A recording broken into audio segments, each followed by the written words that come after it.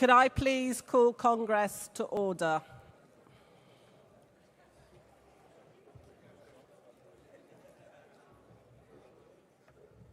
Congress, it is my great pleasure to announce the winner of the Mary MacArthur Award, the GMB Health and Safety Representative of the Year for 2025, is Abigail Young of GMB Midlands Region.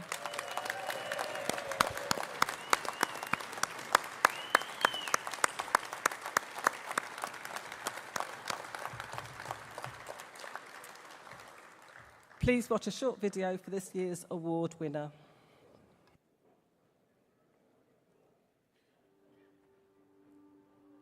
I think staff morale is really important. The energy that they bring into the workplace is the same energy that they'll take home. We're not just robots, we are people. So if I can improve the energy within the workplace, overall it has an impact on the work environment as well as the work-life balance outside of work as well. In our job, we are in a difficult position sometimes where we face a lot of abuse, verbally, physically. So I think if I could do anything in that day to make someone else's day better, makes me feel better as well. At the start of the campaign, the crew room facilities, the seating areas, they were all broken and the chairs were coming off the tables. So when people were trying to sit down, they were sitting on metal bars. The vending machines were always broken, they were never filled up. The bins were always broken and never taken out. And cleaning areas as well, there was never really any cleaning supplies. I think it was just about getting everyone on board. We had over 150 signatures from staff. We was in continuous meetings with HR and management. It wasn't really getting anywhere. So seeing everyone's morale every day at an all-time low made me go back home and think, you know, what can I do? So I ended up actually having to spend my own money on cleaning equipment. After about a month, we had the new seating facilities come. We managed to get new vending machines, new bins. It was definitely a good feeling. I could definitely see the morale improve pretty much straight away. We took before and after pictures as well, and we put them on the notice board so people could see the improvement that was made from before the crew room and after it was all sorted. If I have a goal, I definitely want to get that sorted for myself and for my colleagues as well. If there's something that needs to be chased up, it will be chased up. My priority is the work environment being safe. It's a nice feeling in my heart knowing that I've done something good for other people. Seeing the improvement myself, you know, having all these meetings and conversations with all these different people, and then finally seeing the outcome of all the hard work and knowing I've done something good, not just for myself, but for a lot of other people as well.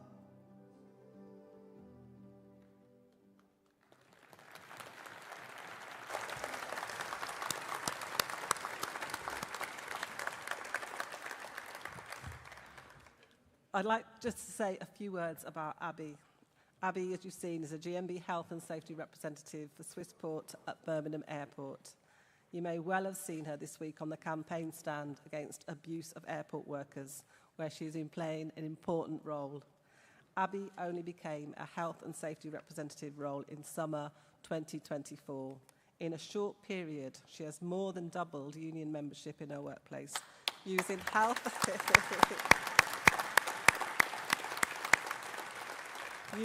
and safety to organise and empower her members and build in solidarity. Her campaigning on welfare provisions and facilities and now on violence risks has improved working conditions, and her colleagues now have a safer, more secure environment. Congress, Abigail is the youngest ever winner of GMB's Health and Safety Representative of the Year Awards.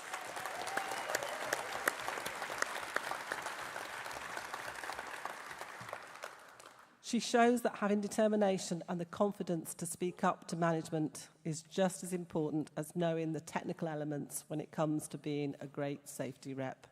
She has made a huge impact in a short time, an activist, and is a well-deserved winner of this award. Well done, Abby. Would you like to come up and receive your reward?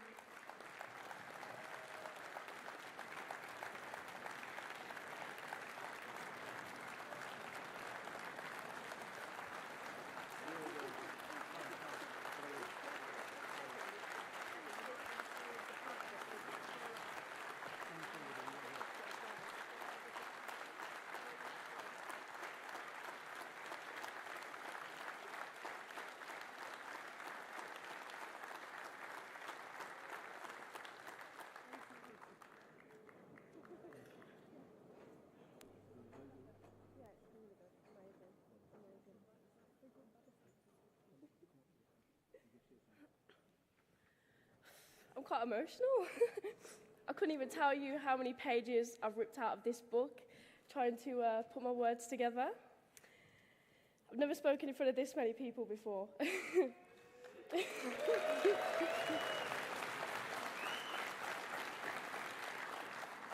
First of all, I just want to say a massive thank you to two people who have been absolute rocks throughout my journey so far. The wonderful Nathan Keatley. And she's not with us today, but the amazing Sarah James. Your guidance, your steady support and encouragement have meant everything to me. From answering my never-ending calls and questions to backing my ideas. I genuinely wouldn't be standing here today if it wasn't without you. So thank you for believing in my journey so far. Winning this Health and Safety Award means a lot to me, not just professionally, but personally. As one of the youngest representatives in the room, I'm incredibly proud of what I've managed to achieve in such a short amount of time.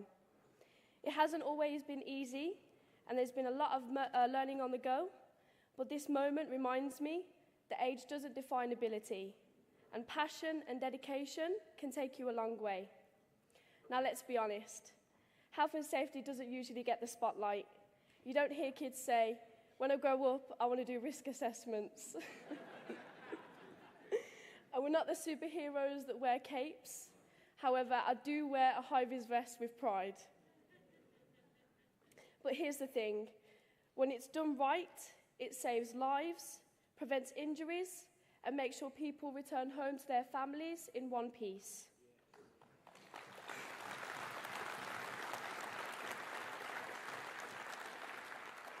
At its heart, it's about caring enough to speak up, to put things right, and to build culture where health and safety isn't just a checklist, it's a mindset. This award might have my name on, but it really reflects the shared effort of everyone committed to looking out for each other. To everyone coming up in the field, especially those just starting off, you can make an impact, and your voice matters. And if you're ever in doubt of yourself, remember, if I could win this award so early on in my journey, so can you. So I'd just like to say a massive thank you again.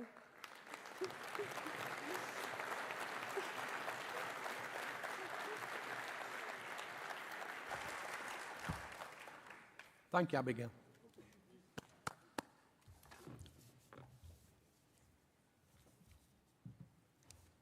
Could I now have the movers of motion 160 and 161 to the front, please, and 160 to the rostrum?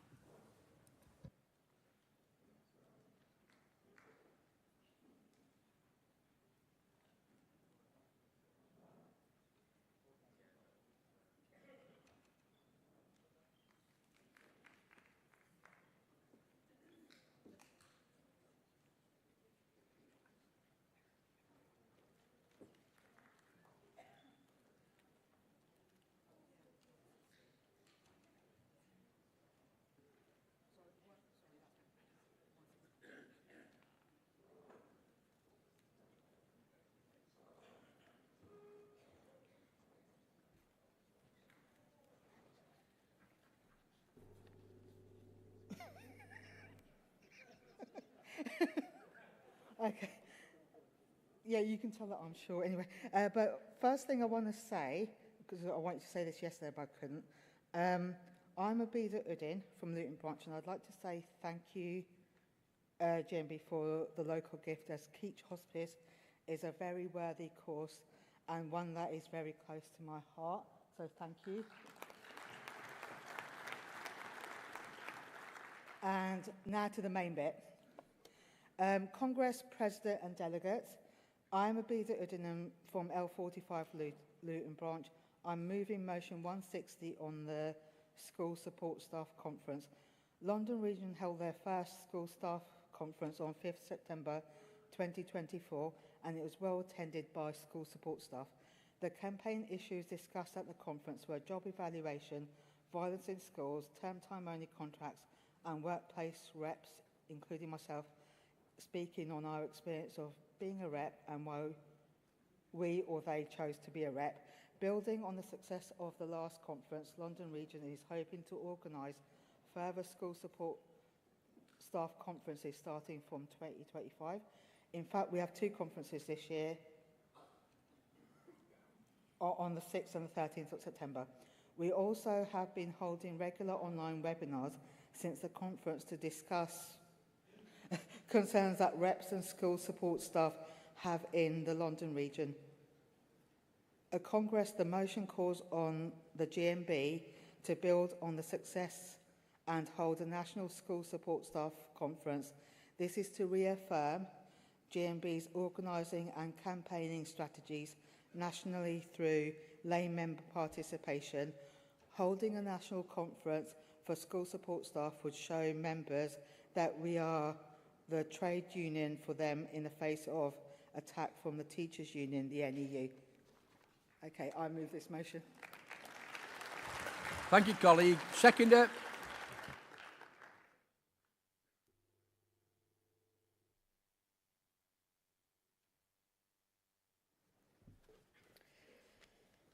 President, Congress, Shaista Nazir from London region, first-time delegate, first-time speaker.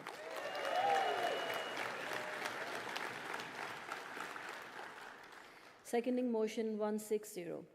I am the GMB rep for a school in Tower Hamlets. I became a rep last autumn and quickly got involved, knowing change was needed in my school. Through our branch network, I saw these issues were widespread. Poor job descriptions, failing health and safety, low pay, and a declining education sector. Our members and the children we support are suffering. Speaking with other reps helped me understand these problems better, share best practices, and realize the power of collective action. We have started growing the union in our schools, re-engaging members, and building strength. But this can't stop at Tower Hamlets. These issues are national. Connecting with reps from inner cities, towns, and rural areas shows we are all in this together. Sports staff conferences are a great way to unite members for those in the local authority and especially those in the same academy trust. We stand together to improve our work and children's education. A national school sports staff conference would bring reps across region together, help us tackle issues, share knowledge, and build lasting support networks. I look forward to our London region conference in September, but we must go further. Please support this motion for a stronger, more connected network of school reps. Please support this motion for a national school sports staff conference. Congress, I second. Thank you, colleague. Mover 161. So here I am again. Been thrown in deep end today. So yeah. Good afternoon, President, Congress, and my fellow delegates. Shaista Nazir, I'm a first-time delegate and a second-time speaker just now.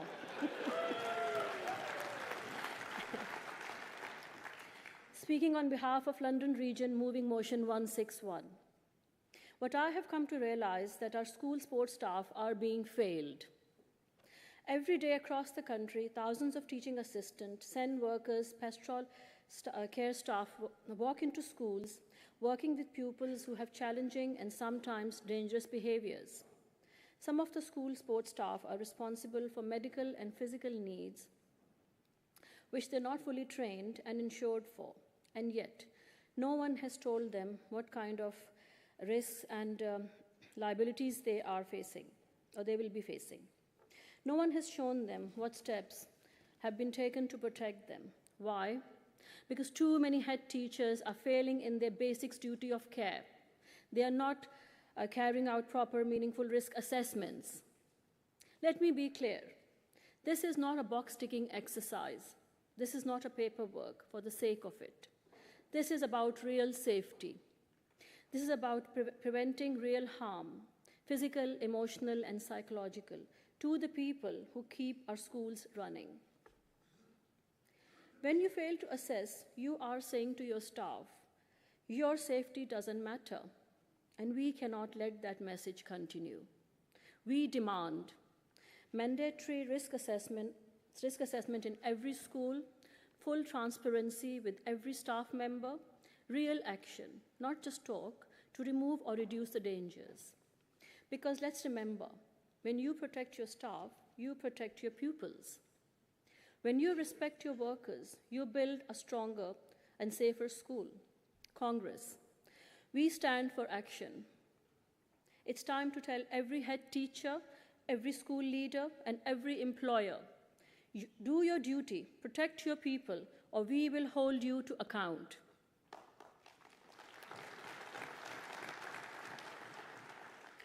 Our members deserve better.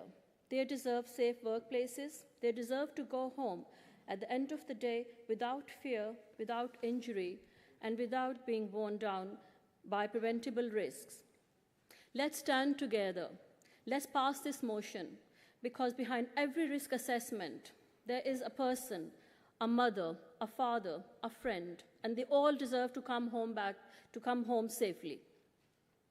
Let's make sure every school knows we are watching, we are united, and we will not back down on the safety and dignity of our school sports staff. Congress, please support this motion to ask GMB to ensure that local authorities carry out regular audits. Additionally, we also want this to extend to academy schools. Thank you. Thank you, colleagues. Seconder.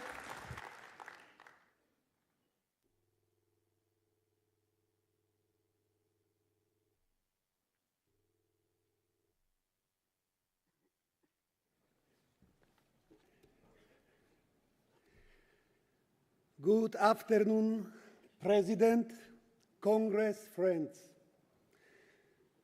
Second time in Congress, second time Speaker.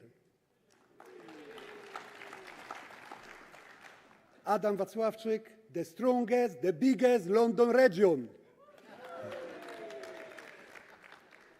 My predecessors presented how school principals do not fulfill the duties. They save the money in sectors where there should be more support. I believe that the government and local authorities should allocate more money for the purpose. Assistant teachers work with children with various health problems, such as ADHD, autism, speech problems. These children sometimes cannot express their needs, emotions, so assistant teachers are exposed to the insults through speech, shouting, but also physical violence. They bear full responsibility for the safety of the students when they go outside. The sport fields are not prepared for safe use because they are asphalt surface and not special rubber surface, which is more expensive. That's why children, if they fail, they are at risk of the serious injuries. I know this case is personally because my son is autistic. So I would like to say to his teaching assistant, Ms. Popo, thank you very much for your hard work. Congress, please support this motion. I second. Thank you, John. Thank you. Does anyone wish to speak against the motions? If not, could I ask Christine Golding to come to the rostrum, please, for the CEC?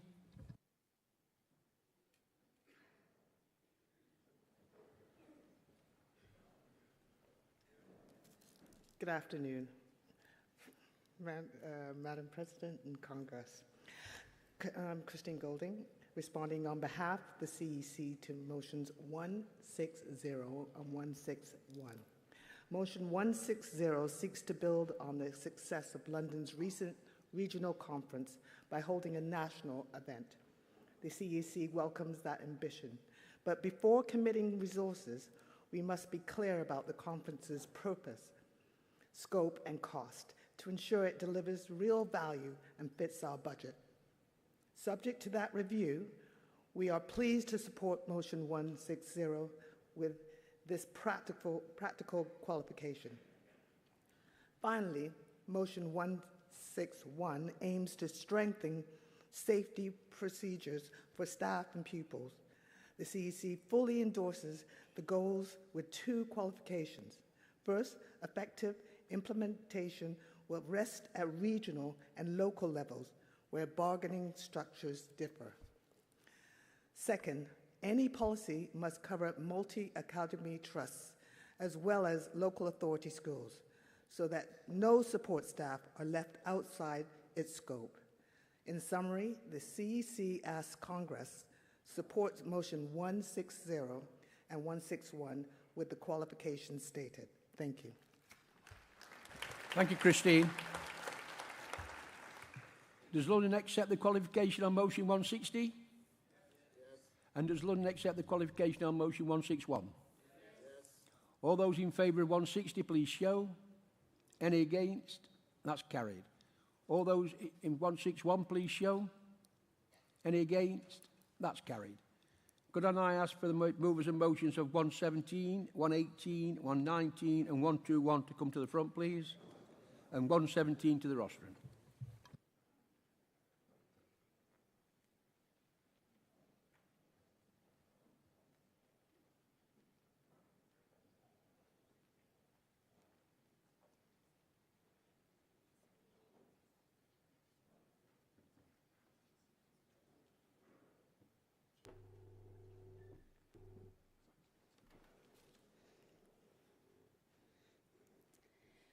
Good afternoon, Congress.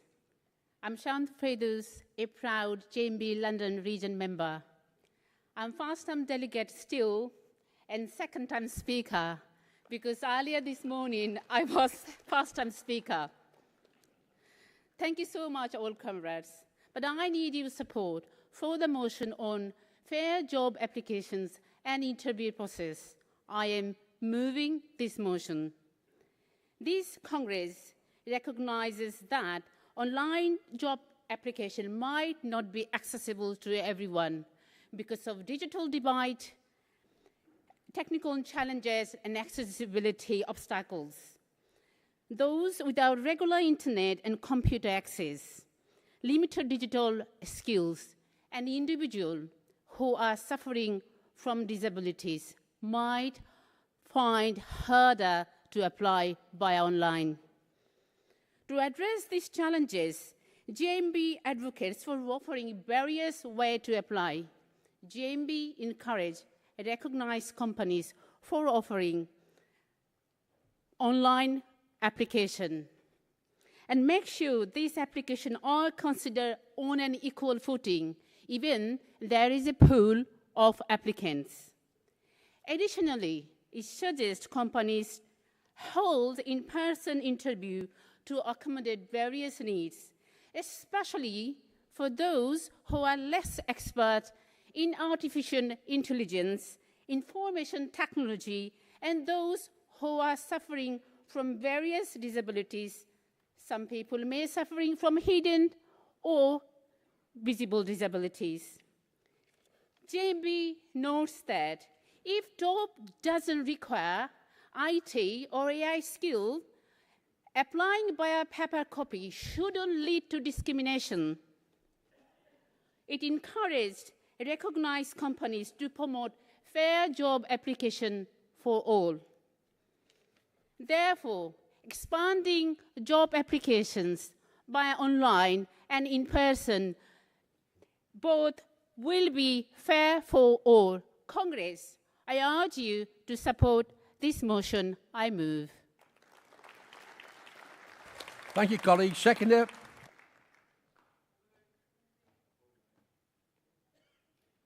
Mover of motion 118, please.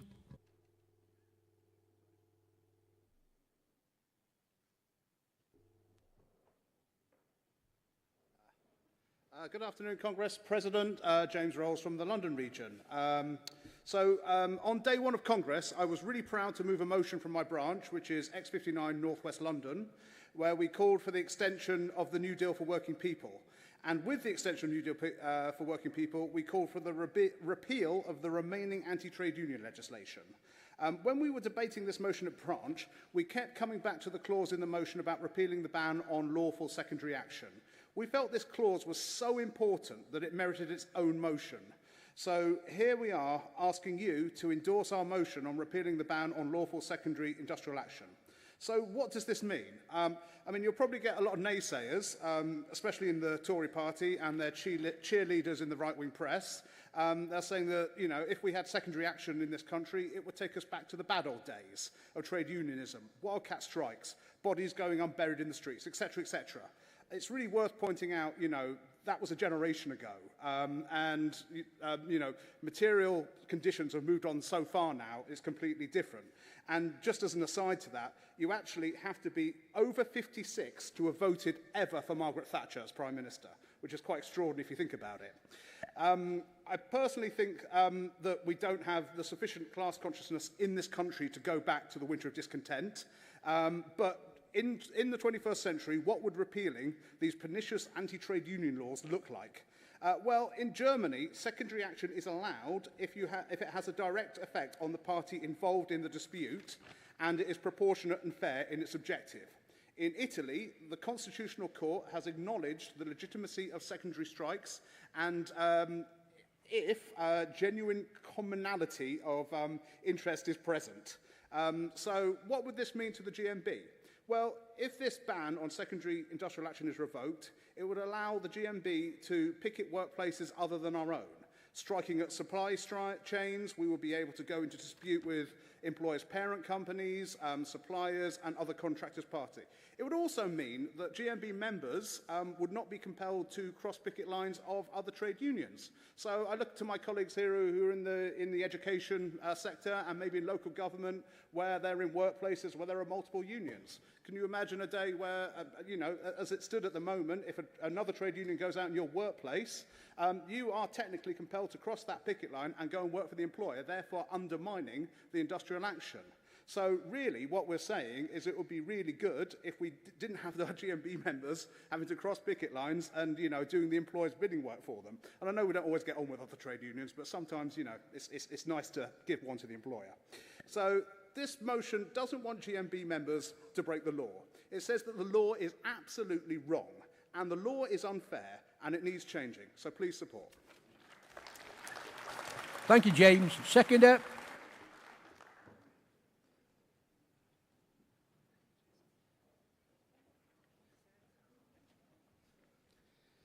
Hello, President Chair, Congress. I'm Jamie Walker from London Region and I'm seconding the 118, repealing the ban on lawful secondary industrial action. We say that an injury to one is an injury to all, but the law still says we have to walk past our own brothers and sisters on picket lines. This isn't just unjust, it's shameful. The ban on lawful secondary industrial action, can tell I've had too many Haribos already, means that even when we support each other in spirit, we're gagged in practice, and it leaves employers with a convenient loophole to divide workers by a legal technicality, not a principle.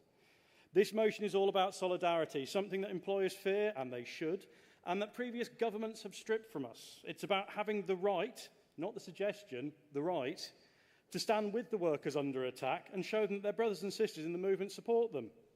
Secondary action is recognised in international law. Other countries respect it. And it's time we stop pretending that the UK trade union rights are world-leading when we're banned for supporting our work colleagues in the most basic of ways. Congress, this isn't about disruption for disruption's sake, even though we know the same old soldiers will say that to us. It's about restoring a right that should never have been taken away. If we believe in collective strength, then we must fight for the tools that make collective action possible. Congress has previously stated that we will work to repeal all anti-union legislation, so we must make sure that we pressure and steer to make sure that our trade union disputes can work legally and protected in sympathy with other members. Please vote for this motion. Thank you. Thank you, Jamie. Mover of 119.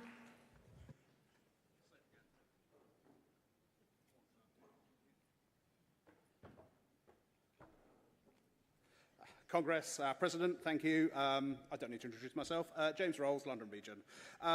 Workers of the world, relax. We invented the weekend almost a century ago, so we are long overdue for reform of our working hours. As Congress will be aware, it is already existing GMB policy to support a 4-day week for our members.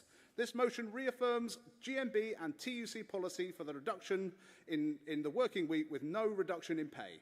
It also mandates our union to use all political, industrial and legal avenues to ensure that every workplace with GMB members in it has a 4-day working week.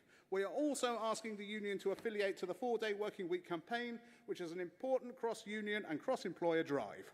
In the 19th century, Brighton and Marx used the term wage slavery to criticise the exploitation of labour.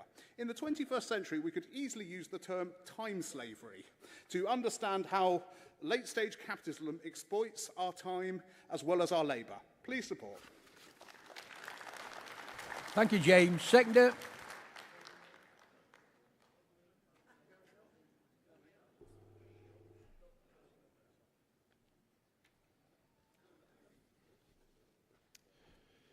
President, Congress, Ben Campbell-White, London Region, secondary motion in Motion 119. The call to support and build the campaign for a 4-day week with no loss of pay. The results from the UK's 4-day week pilot speak for themselves. 61 companies, 3,000 workers, and an overwhelming majority reporting either the same or better productivity and far better well-being. People were less stressed, more rested, and more engaged. That's not just a workplace experiment, it's a blueprint for the future. This motion builds on a century of trade union progress.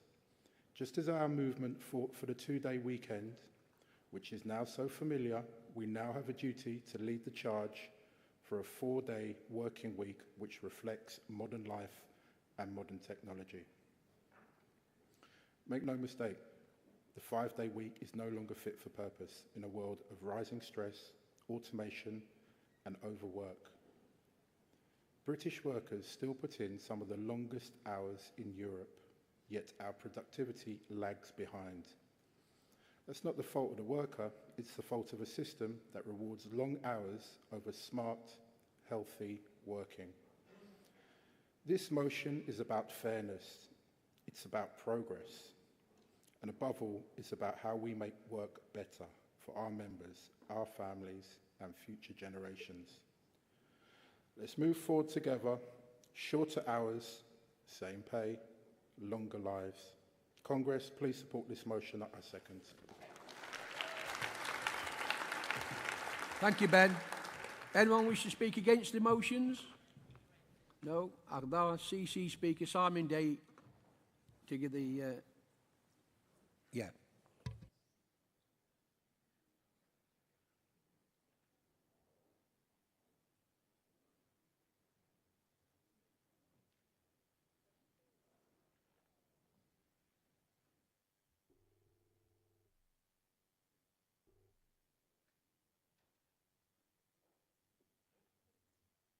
I apologise, I'm still trying to get done for Wednesday.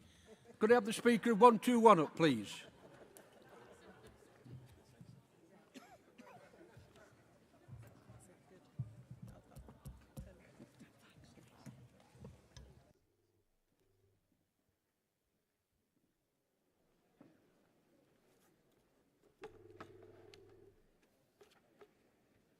Madam President, Congress, top table. I'm here to move the motion of 121 on behalf of the London Region. Thank you, comrades. I would like to move this motion and hope to get the Congress to support. For years now, redundancy pay has been stuck in the past. Far too many employers will take on staff knowing that they plan to make cuts in the next 6 months. Shall we say that's reasonable of them? I don't know. We've got the far right on the rise in this country. I don't know if any's attended this meeting.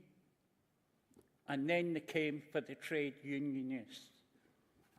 Is that not a historical thing? Did a gentleman not go by the name of Adolf Hitler? The redundancy package needs to be re-looked at afresh, but what we are asking Congress to support is the right from redundancy pay from day one, and help to put a stop to some of the shady practices that companies, just look at P&O, their fire and rehire, which now is going to become a thing of the past. If you're made redundant, and if you're lucky, you may get a termination package, which should include statutory redundancy pay, holiday pay, unpaid wages, company benefits, for example, if you work for Sports Direct, statutory, and do your employers tell you that statutory redundancy under 30,000 is non-taxable? They won't tell you that. Under Section 139 of the Employment Act 1996, the fact an employer ceases or intends to cease, and the fact that requirements of the business are reasons. Just look at, for those colleagues that work for councils, the reorgs that are forever going on. Employers are quick to use the old rule of last in, first out, to save money because they don't need to pay. The government needs to re-look at this, and we can't stand by and hide behind the fact that the Tories and Reform will always try to keep the status quo to help the people that pour money into their coffers. I recommend Congress that we become the union of reason, and that we support and ask our government, because it is our government, if they don't help, if they don't assist in giving us a hand, we can vote them out of office the next time, although we wouldn't want the Tories or Reform in. If you have been an employer for 2 years, you get half a day's pay for each full year if you're under 22. 1 week for 22 to 41, and 1.5 weeks' pay you'll get if you're 41 or older. I also think the length of service being capped at 20 years is wrong. We need to re-look at this and bring everything back into the 21st century. That's where we are now. We're not in the 19th century being dictated by barons. I thank you, and I move this motion, Congress. Thank you, Alistair. Seconder.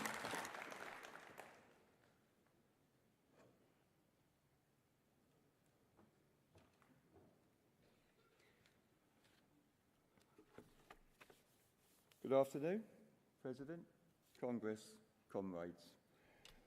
Wayne Oswick, London Region, leading the way.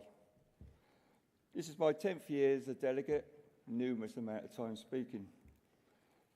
I looked at this motion and I thought to myself, I see a different essence of this motion. In 2012, the Nasty Party attacked the working class and imposed, yet again, a hit on claiming and taking the employer forward to tribunal by extending it by 1 year to 2 years, and you can't make a claim until you've done 2 years' service. It was called the Unfair Dismissal Bill. It always suited the employer. When the Labour Party won the election last year, I thought we was going in for a promise in the Labour Workers' Rights Bill, which was introduced in October 2024, that they were going to abolish the 2-year rule. But if you look onto the government.com website today and search your redundancy package and what you're entitled to, the 2-year period still stands. no redundancy for 2 years. Now, we've got staff working in various different commercial organisations, which are agency workers, and they sometimes get an employment contract at the end of their probationary sort of type period. But that could take 2 years, and none of that service counts.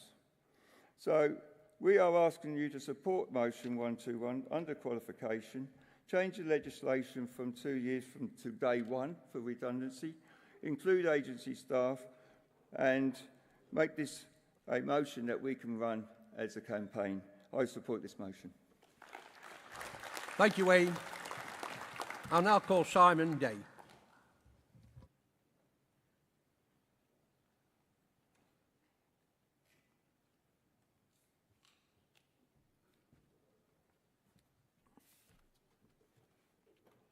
Thank you, President. Thank you, Congress. James, thank you for that statistic that you have to be under 56 to never vote for Thatcher. I'm over 56 and I've never voted for Thatcher. I just want to make that clear. And Jamie, I look forward to your 2 Haribo Congress motion next year. Simon Day responding on behalf of the CEC on motions 117, 119 and 121. On motion 117, the motion before us presses further than existing policy by asking how online forms, automated scoring and opaque algorithms can reproduce or even intensify discrimination. Although the Equality Act 2010 offers legal protection, its remedies depend upon transparency, something algorithmic hiring often lacks. The CEC believes that we need a deeper evidence base and fresh policy tools.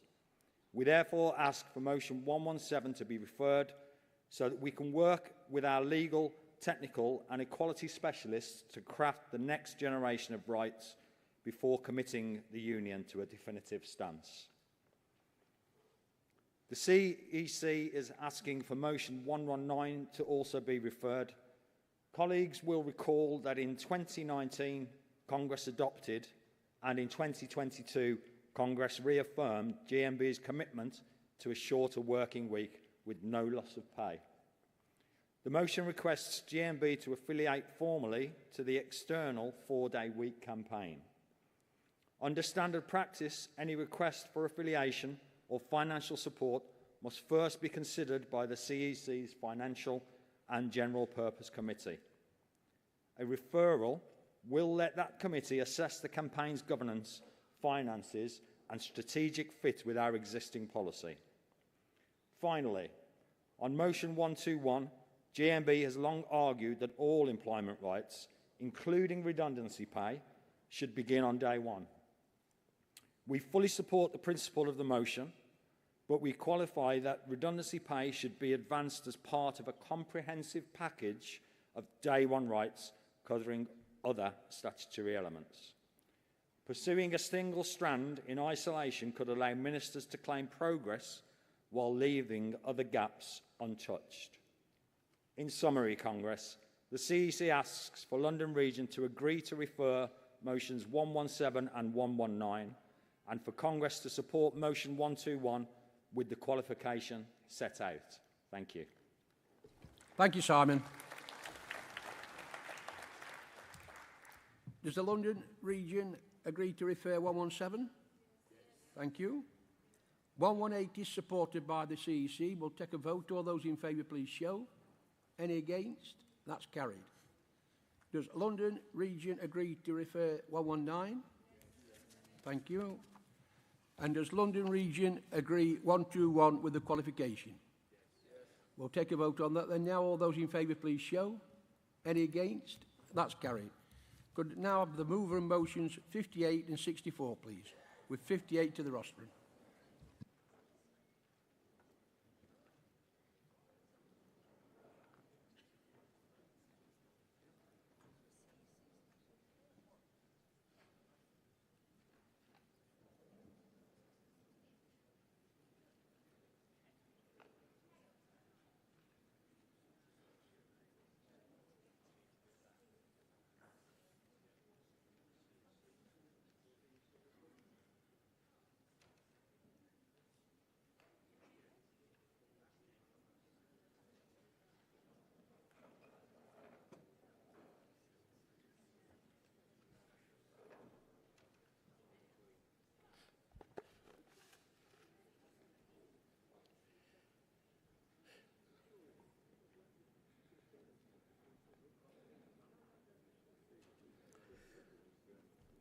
Good afternoon, Congress.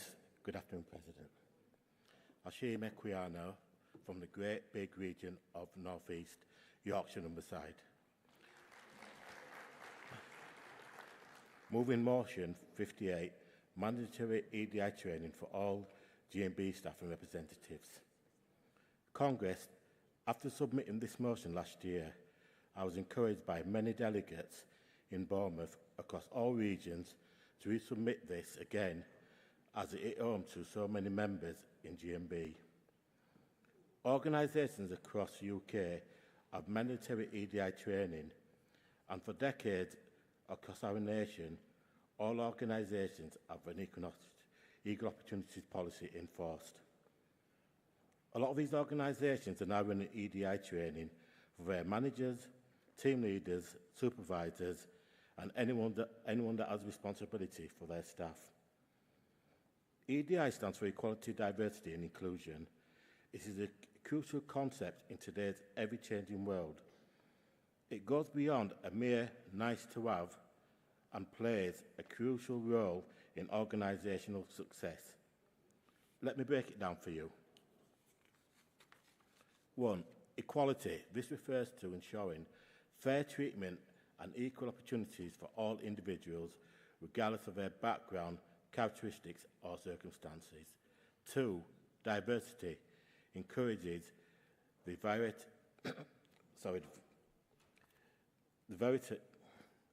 variety of human differences, including but not limited to race, ethnicity, gender, age, sexual orientation, disability, religion, or socio-economic status.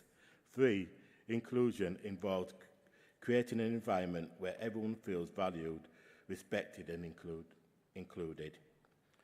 EDI training equips individuals and organisations with the knowledge and skills to identify specific challenges related to EDI within their organisations, take practical steps to overcome these challenges, create psychological, safe environments where trust can thrive, evaluate people's practices to ensure workforce representatives reflect the communities and organisations they operate in, address inequalities using data-driven insights.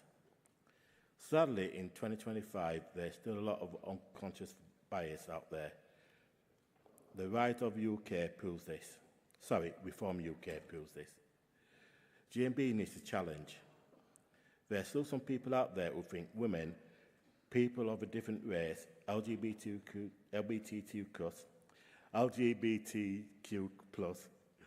and people with disabilities are not equal to them. GMB needs to show these organisations and members that EDI training is mandatory part of our structure, especially through representation. Workers' Protection Amendment of the Equality Act 2010, now Act 2023, came into force on the 26th of October 2024. This places a new legal duty on employers to take reasonable steps to prevent sexual harassment in the workplace. This is also be included in EDI training. EDI goes beyond legal obligations and encompasses ethical and moral standards in its about creating an environment where every individual feels safe and valued and empowered. Can you wind up, please, colleague? Can do. The region is agreeing to this motion to be referred, but personally, I would like it to be carried through without delay. Where I work in the City Council, where there are panels like interviews, grievances, disciplinaries, these cannot take place. Sorry, colleague, can you finish? Everybody's EDI trained. Congress, I ask you to move this motion. Thank you. Seconder.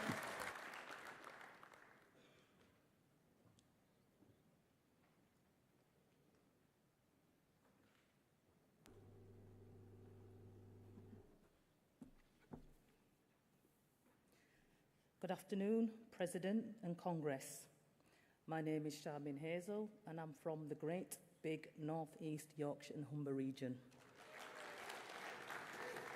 I'm a first-time delegate and first-time speaker. Grasp Ambassador Cohort 2. I am seconding motion 58.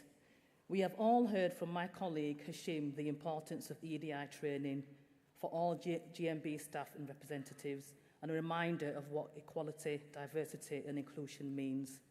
We have all witnessed that Donald Trump took over the Oval Office, and one of his first attacks was on America's diversity, equality and inclusion strategies and programmes across workplaces and education settings.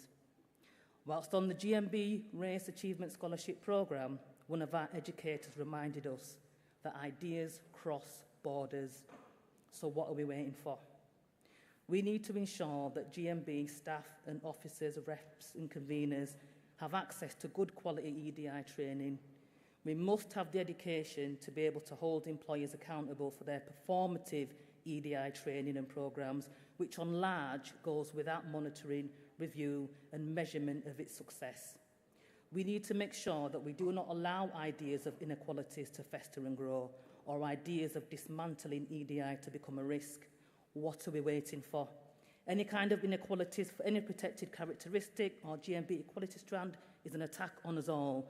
Everyone in this room is a protected characteristic in some way, and for many of us, intersectionality can make us a triple or quadruple target. So what are we waiting for? If ideas can cross borders, they can easily permeate a workplace. Let's get ahead of the curve before employers beat us to it. We don't need to wait for it to happen. Congress, support this motion. Thank you, colleague. Mover in motion 64.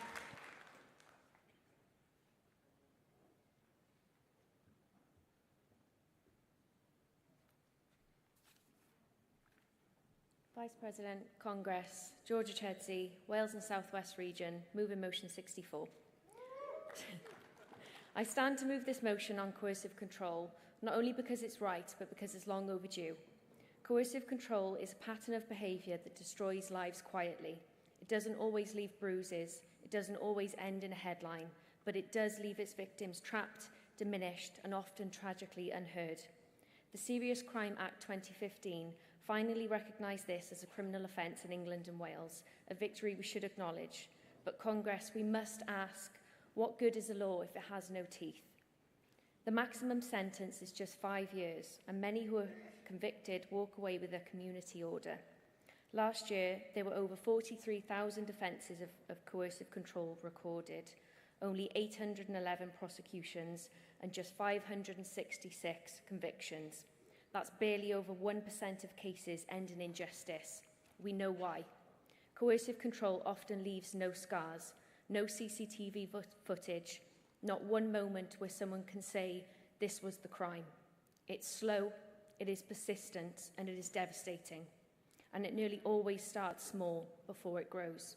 More than 80% of cases involving physical violence began with coercive control. We must act on it. This motion calls on us to do what we have always done best, to stand together, to protect our members, and to take real, meaningful steps.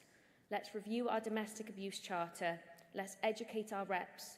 Let's empower them to spot the signs, to speak up and to support. The Women's Forum in the Wales and South West region are already doing this work. They are developing training and workshops to guide reps through these difficult and delicate situations. We owe it to our members to make this training essential, because whether we know it or not, someone in this room or someone they represent is living through coercive control. They are waiting for us to take this step. Congress, this is about justice, yes, but more than that, it's about dignity and about safety and about restoring power to those who have had it taken from them. Please support, I move. Thank you, Georgia. Seconder.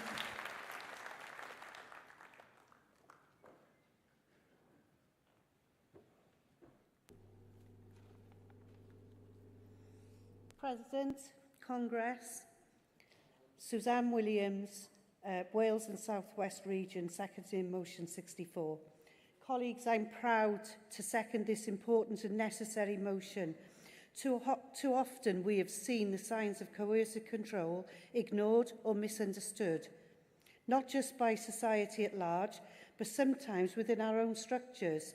That must change. And with this motion, we are taking a bold and responsible step in the right direction. Our reps are on the front lines. They are the eyes and ears of our union, and sometimes the only trusted contact a victim survivor may have. But they need the tools, the training, and the confidence to act. This motion ensures that becomes a reality. Congress, this is not about reinventing the wheel. It's about honouring our long-standing values of solidarity, justice, and care for one another. It is about doing what we have always done, standing up for those whose voices are quiet by fear or shame. Let us take this opportunity to strengthen our character, educate our representatives, and build a culture where coercive control is seen, named, and challenged. Let the GMB lead by example for our members, for our communities, and for the generations who will look back and ask, when it mattered, did they act? I urge you to support this motion. I second. Thank you, Susanna. Does anyone wish to speak in opposition? No? And I'll call the CC Speaker, Elaine Daly.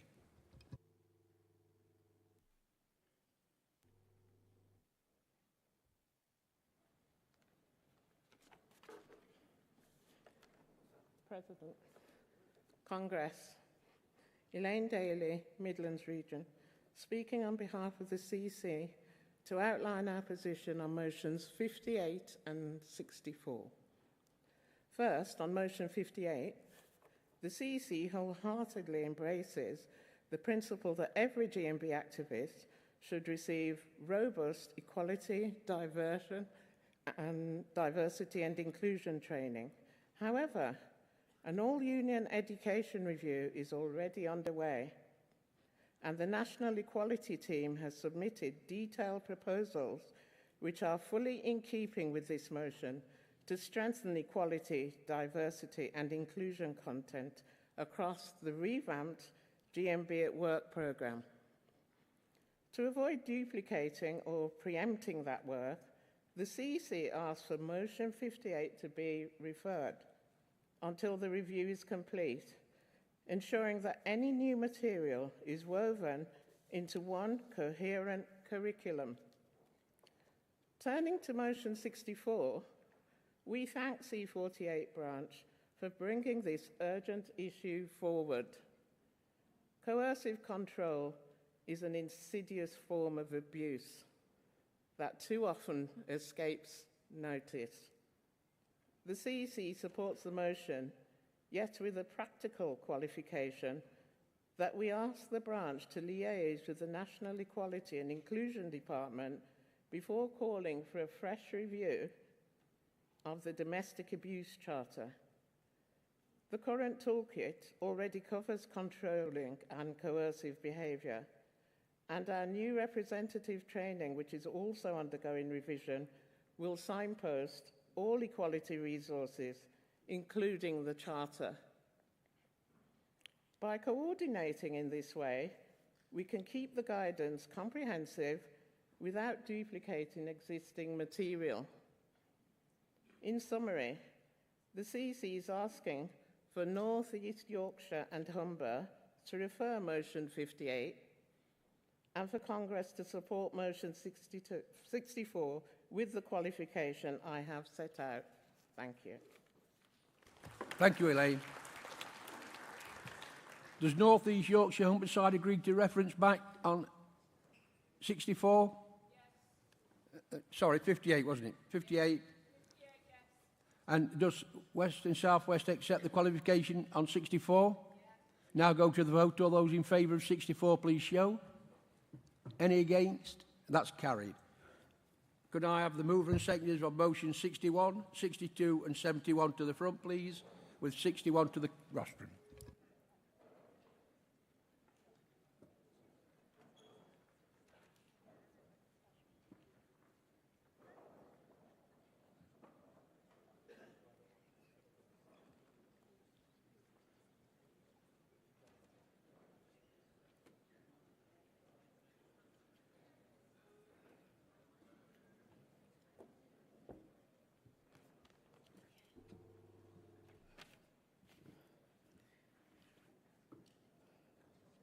President, Congress, my name is Jackie Short. I'm from Wales and South West region, moving motion 61.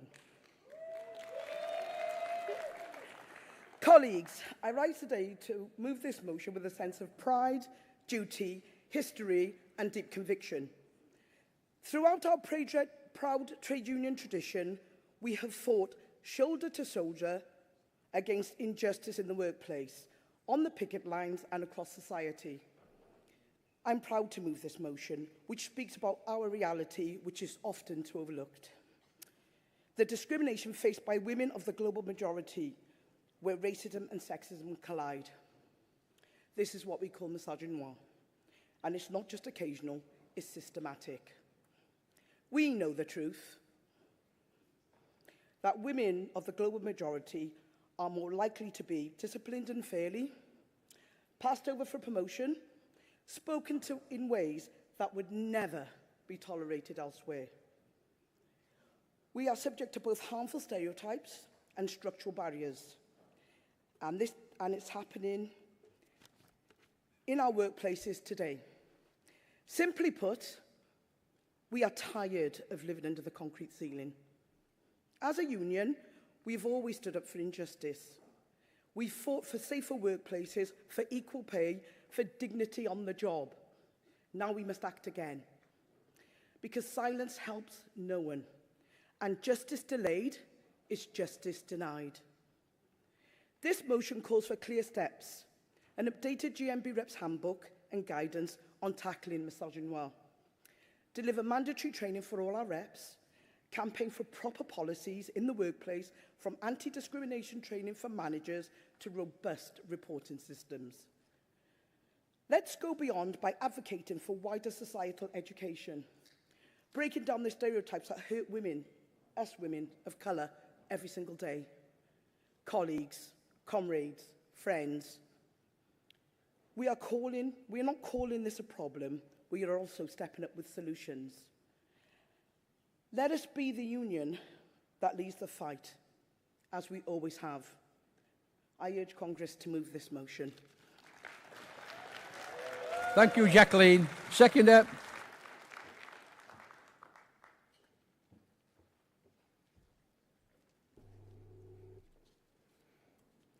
President, Congress, Emma Causer, Wales and South West Region, seconding motion 61. Colleagues, I proudly second this motion because it reflects what GMB has always stood for: equality, dignity and real action. Misogyny is not a new problem, it's just often been ignored, but the impact is real. Women of the global majority are more likely to face unfair treatment, harsher scrutiny and be left out of opportunities others take for granted. Colleagues, we need to give our reps the tools to recognise it, challenge it and support those affected.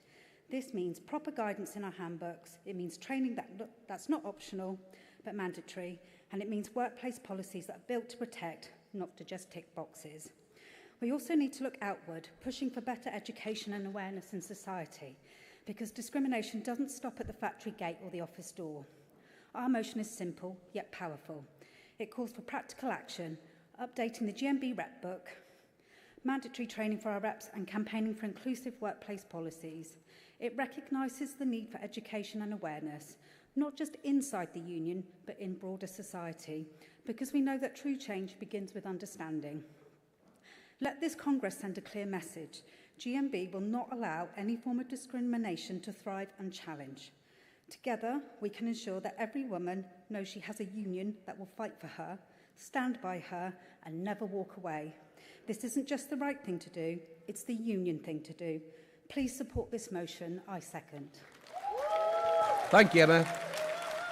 Mover 62.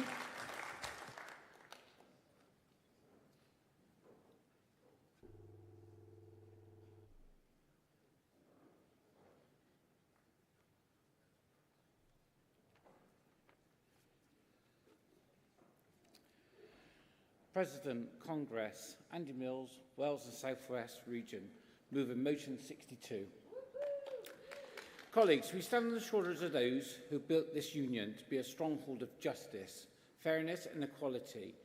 But the measure of our solidarity must not be judged only by how we treat those whose struggles we can see, but also by how we uplift those whose battles are hidden.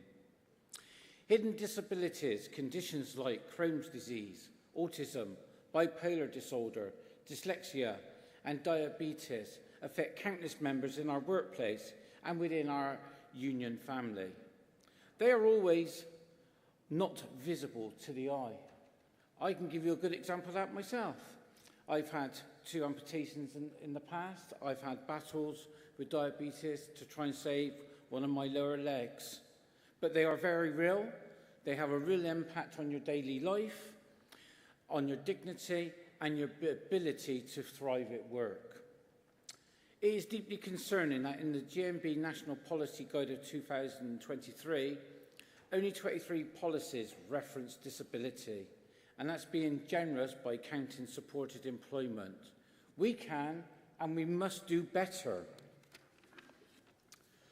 Let us not forget the call made in Congress in 2018 and echoed again in 2023 for the national campaign to shine a light on these invisible conditions. We applauded the launch of the Thinking Differently at Work campaign, but many of us ask, where is it? Where can our reps find it? If our representatives struggle to access it, how can our members benefit? This motion isn't about creating something new from scratch. It's about honouring our past commitments and building on them. It's about ensuring that every rep, new or seasoned, has the training, the tools and the confidence to speak up, stand up and make visible the invisible challenges of their fellow members. Therefore, we call on GMB to reignite the campaign to make our tools easier to find, to ensure training is accessible, and to help our reps plan campaigns at the local level. Let's encourage every rep to be a beacon of awareness and be an ambassador in their workplace. Let's remember, when we support members with hidden disabilities, we strengthen the very fabric of our union. Please support I Move. Thank you, Andrew. Seconder.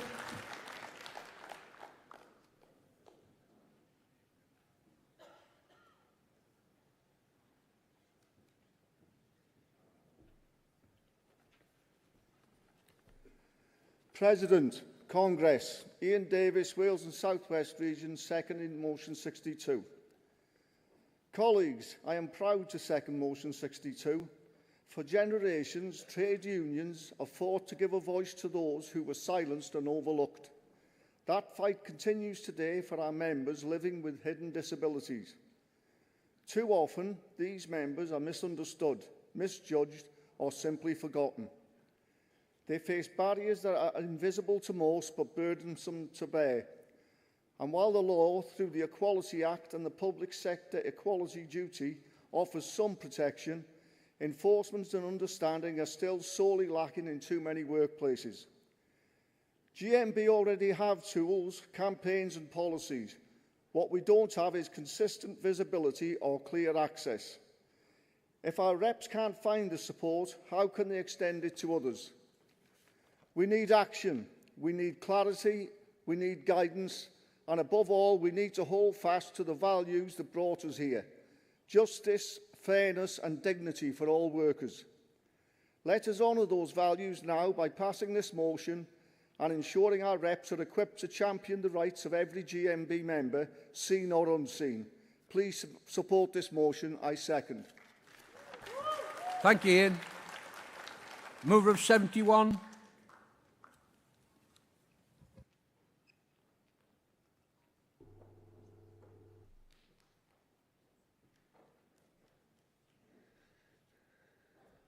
Vice President, Congress, comrades, brothers and sisters, my name is Ghazala Umar from the superb Southern region proposing motion 71.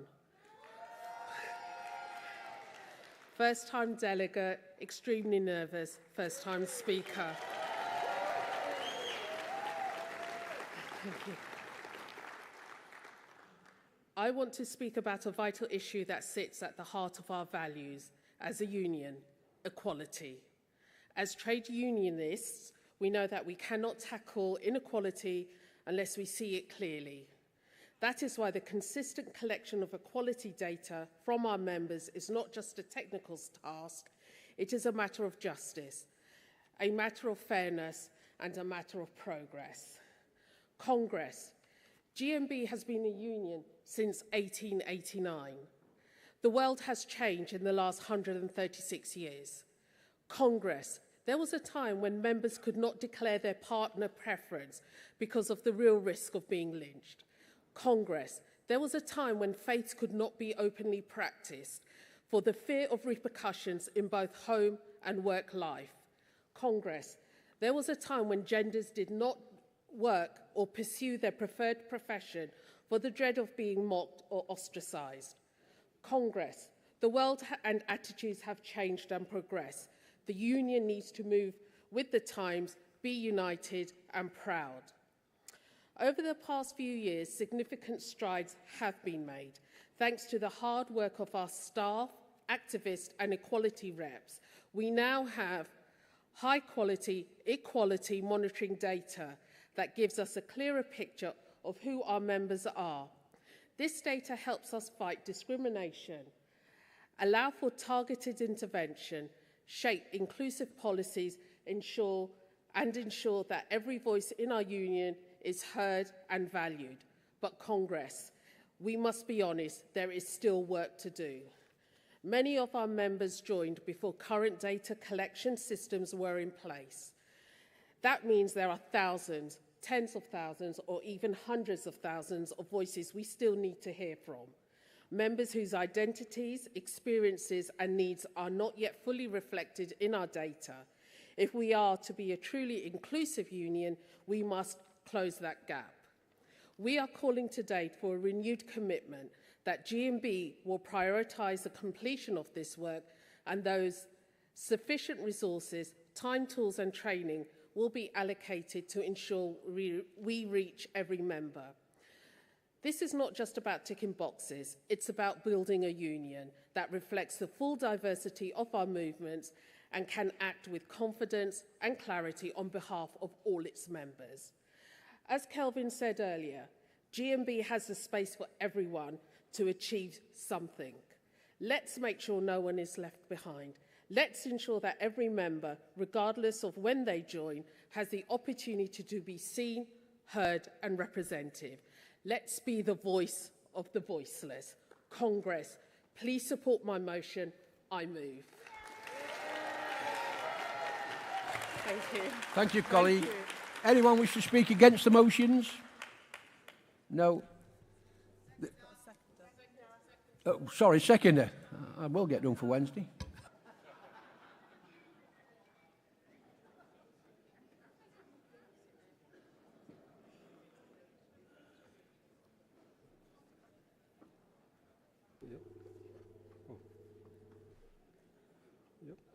Vice President, Secretary General, Congress, good afternoon. I'm Chris Wongso Saputro, first-time delegate, second-time speaker. I'm from K19 branch in the southern region. We're very proud to host you, Congress. Congress, the southern region would like to second Motion 71 on equality data collection. We fully support what Ghazala has mentioned earlier. The southern region agrees GMB has been consistent in collecting equality data from our members. A lot of work has been put in to make sure we have quality and consistent data monitoring. This is evident in the way the delicate equality monitoring data is collected during this Congress, as you can see here in our book here. In this form, which you have in your delegates booklet. However, there's still much to be done in data collection for members who joined before the start of the data collection process. Why does this motion matter, you might ask? Congress, this is not a pointless exercise which takes up everyone's time and efforts. It matters because we believe the GMB needs to understand its member demographics, including class background, which Gary has referenced in his speech. When the GMB is looking for views of underrepresented members, we must understand the equality monitoring data so the information we gather represents the views of the group.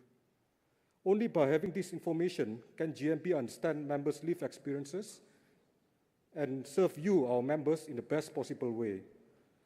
The data will also help GMB communicate how our union has served the different strands of our membership base.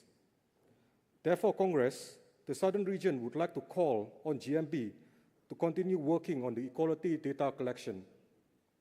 Doing so will require sufficient resources, including time, efforts, and money. So we as members can then be confident in the equality data GMB has. Congress, I second. Thank you. Thank you, Christopher. Colleagues, the CEC is supporting all these motions, so we'll go straight to the vote. All those in favour of 61, please show. Any against? That's carried. 62, please show. Any against? That's carried. 71, please show. Any against? That's carried. Congress, we've had some powerful speeches this week on very emotional topics. If you have or feel affected by what you are hearing on motions on difficult issues, please make sure you approach your delegation lead or regional secretary for any support. The Code of Conduct and Safeguarding Policy is also available at the info desk. Can I now ask for motions 73, 74 and 75 to come to the front and 73 to the rostrum?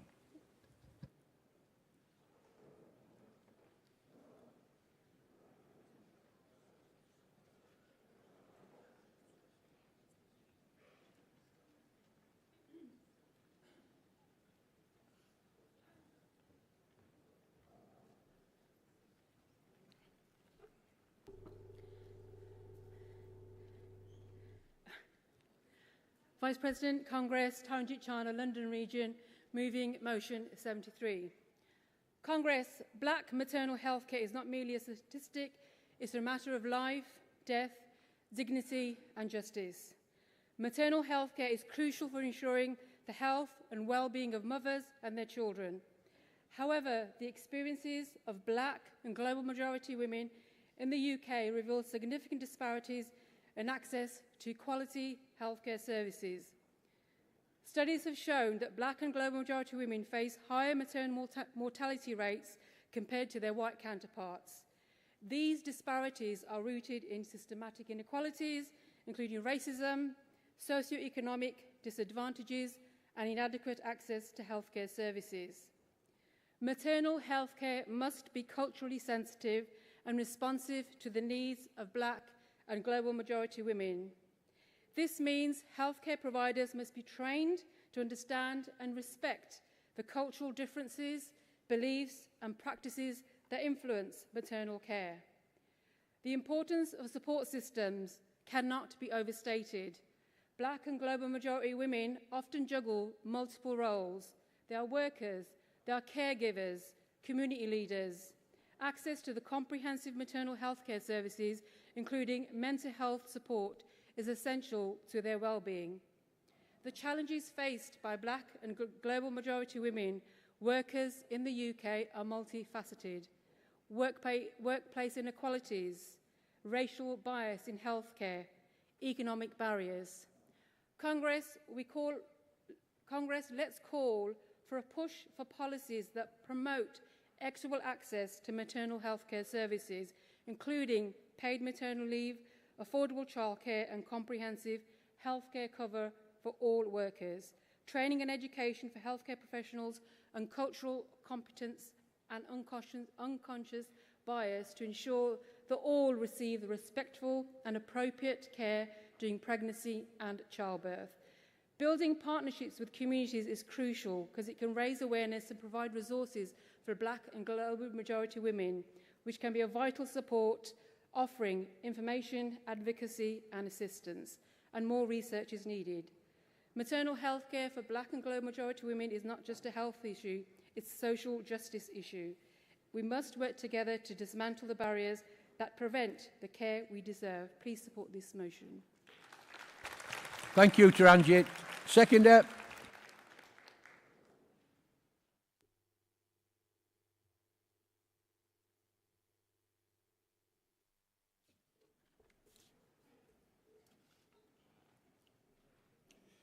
Vice President, Congress, good afternoon.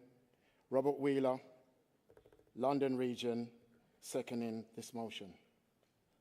I am proud to second and support this crucial motion, maternity health care for Black and global majority women.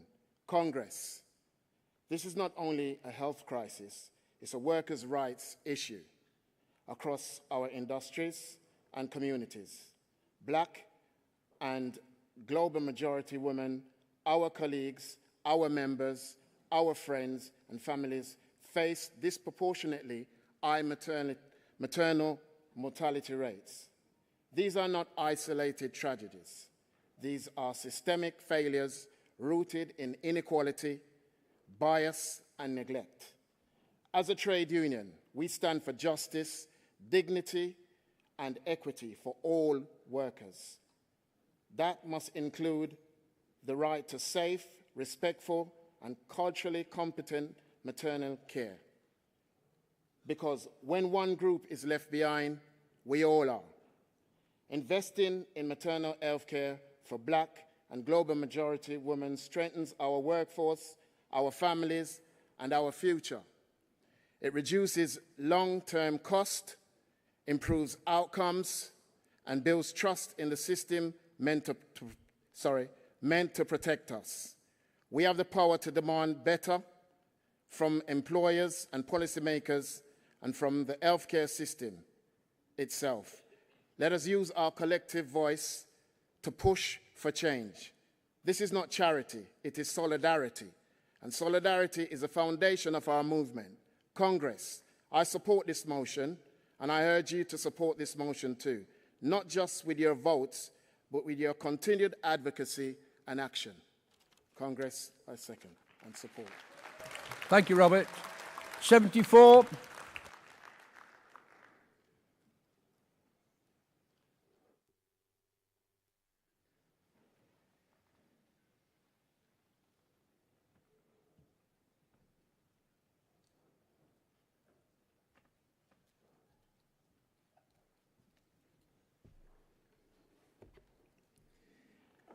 President, Congress, Anne Weeks, London Region, moving motion 74. I'm making a tough decision right now to waive my anonymity, to talk about a subject that's very personal to me. I make no apologies to you for the words in which I choose. To get my message across, I need to ensure I touch everyone in this room. In many roles and career levels, women have a positive effect. But it doesn't matter what job we do, we continue to fight for respect. However, differences come into play when we separate by colours, and the white woman's versions of sexual offences will differ from the others. Misogyny is the despisement of all women, near or far. Add to this the abuse of Black and brown women, then you call it misogynoir. Overrepresentation is the category, makes us vulnerable to workplace abuse. Racial and sexual harassment is rife. It's insidious and uncivil too. Go back where you come from, they whisper quietly. But I was born in Lambeth, so where should go back be? Big hips, big tits, big lips, big fit. Ooh, you've got a sexy big bum. Shut your mouth, you gobby black cow, before I give you one. I heard coloured women are tigers in bed. Is there any truth in that? You're normally aggressive, so stop being shy. Come here and sit on my lap. You what? You who? Say what? Say who? You're going to complain about me? And who will listen to your inferior voice over my superiority? They're eating the dogs, they're eating the cats, says President Trumpety Trump, who publicly brags about how he grabs the women in their front. Attacking the hijab, the faithful cloth that covers my brown sister's head, neck and locks, mocking the burqa, jeering the block, they scold her and call her a letterbox. Don't touch our hair, the black sister's hair of our hereditary. Warning truth of sisters scalped bald by the masters during slavery. And sexual trauma beyond the workplace for many of us isn't new. The sexual violence, the first time of many, began for me when I was 2. Now, I'm not oversharing to evoke a popularity vote of sympathy. I'm standing here representing union women who aren't as brave as me. Our stories aren't just marginalised to the journey through our workplace drama. Many black and brown women carry scars of relentless all-round trauma. It's tiring, all this code switching and the hiding of our identity. We want inclusion for all women to feel safe, including the global majority. The groundbreaking TUC report entitled "And Then It Clicked" should be a mandatory read for all GMB people across the national PIC.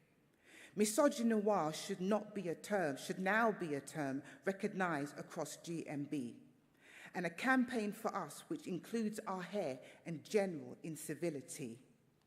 The Worker Protection 2023 introduces a new preventative duty for employers to take reasonable steps to prevent workplace sexual bullies.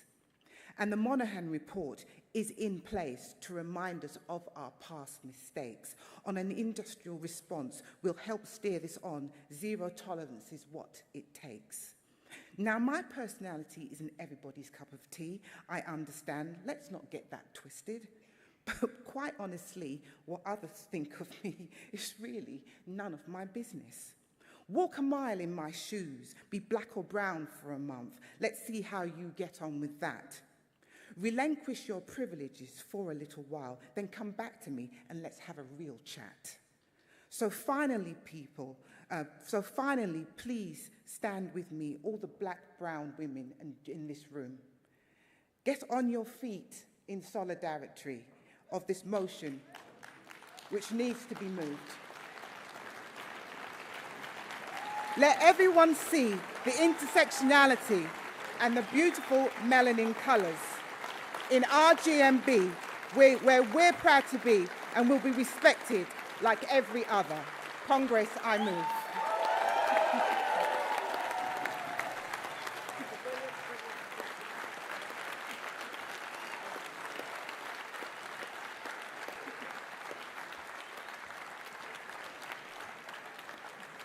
Thank you, Anne. Congress, it is now 15:30, and I can now confirm that the ballot has now closed. Seconder for 74, please. President, Congress, Amataya Badino, London Region, seconding motion 74. To date, very little research has been undertaken that focuses on the specific experiences of black women when considering sexual harassment in the workplace. It is important that we create spaces where women can talk openly about their experiences and acknowledgement the collective harm and injustice that they have experienced. A recent TUC survey found that of these who responded, 65% experienced sexual harassment of some form, with high rates of unwelcome verbal sexual advances, unwanted touching, or sexual jokes. 35% said that they have experienced negative gender-based attitude that diminishes women in general, or black women specifically. 51% said that their experiences of sexual harassment had a negative impact on their mental health. 36% said they felt like confident at work.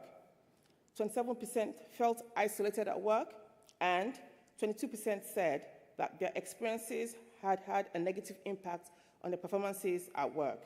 We need GMB and our sister unions to document the overexposure of black women to racialized sexual harassment, which includes introducing safe reporting mechanism, processes and policies that investigate reports, and proactive actions plans that outline preventive measures. We call on Congress to focus on recruiting more black women into the union who can act as specialists in racialized sexual harassment, sexual violence, and who can support local branches and the union as a whole. I move. Thank you. Well done. Could I have the mover of motion 75, please?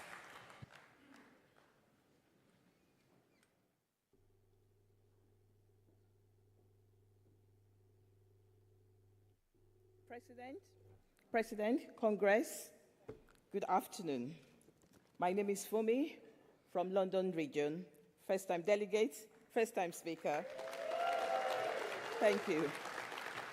I'm here to move the motion 75 on sickle cell awareness in the workplace.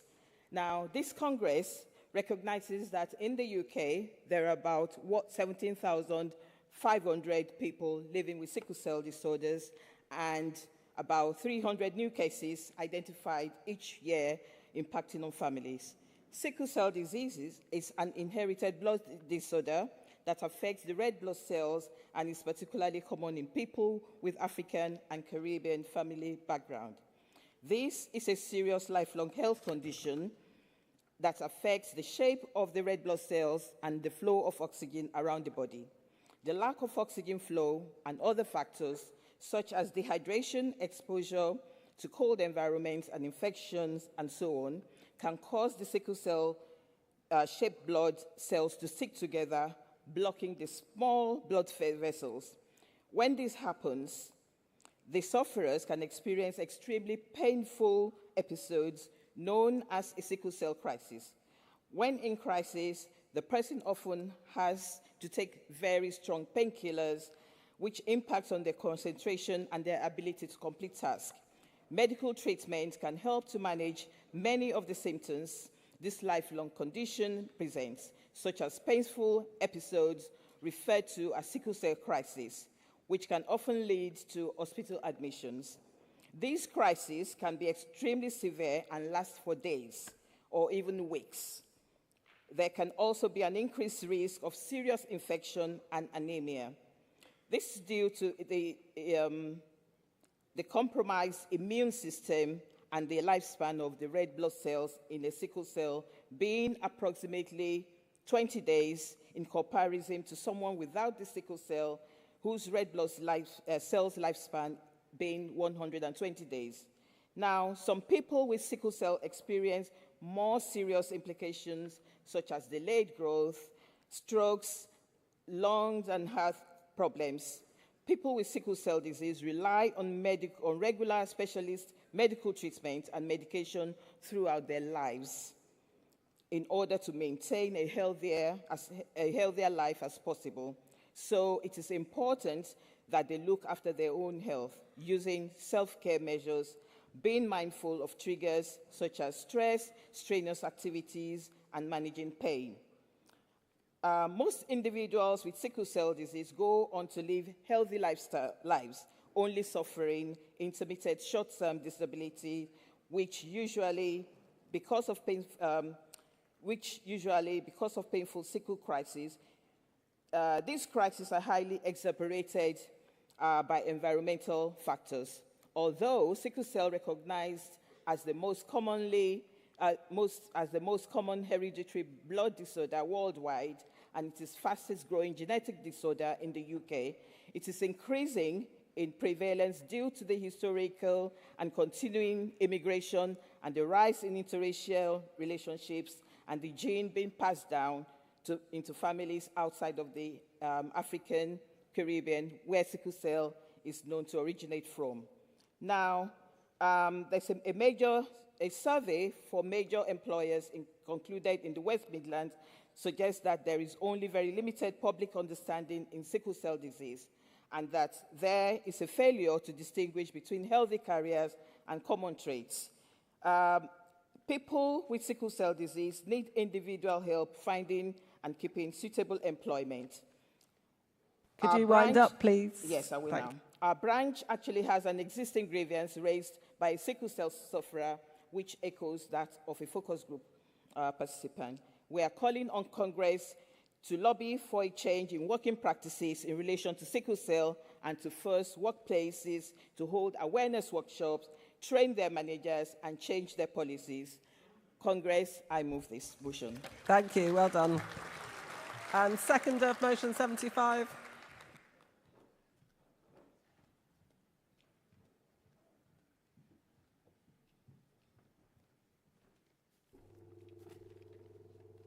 President, Congress, my name is Barbara, London Region, second-term delegate, first-term speaker.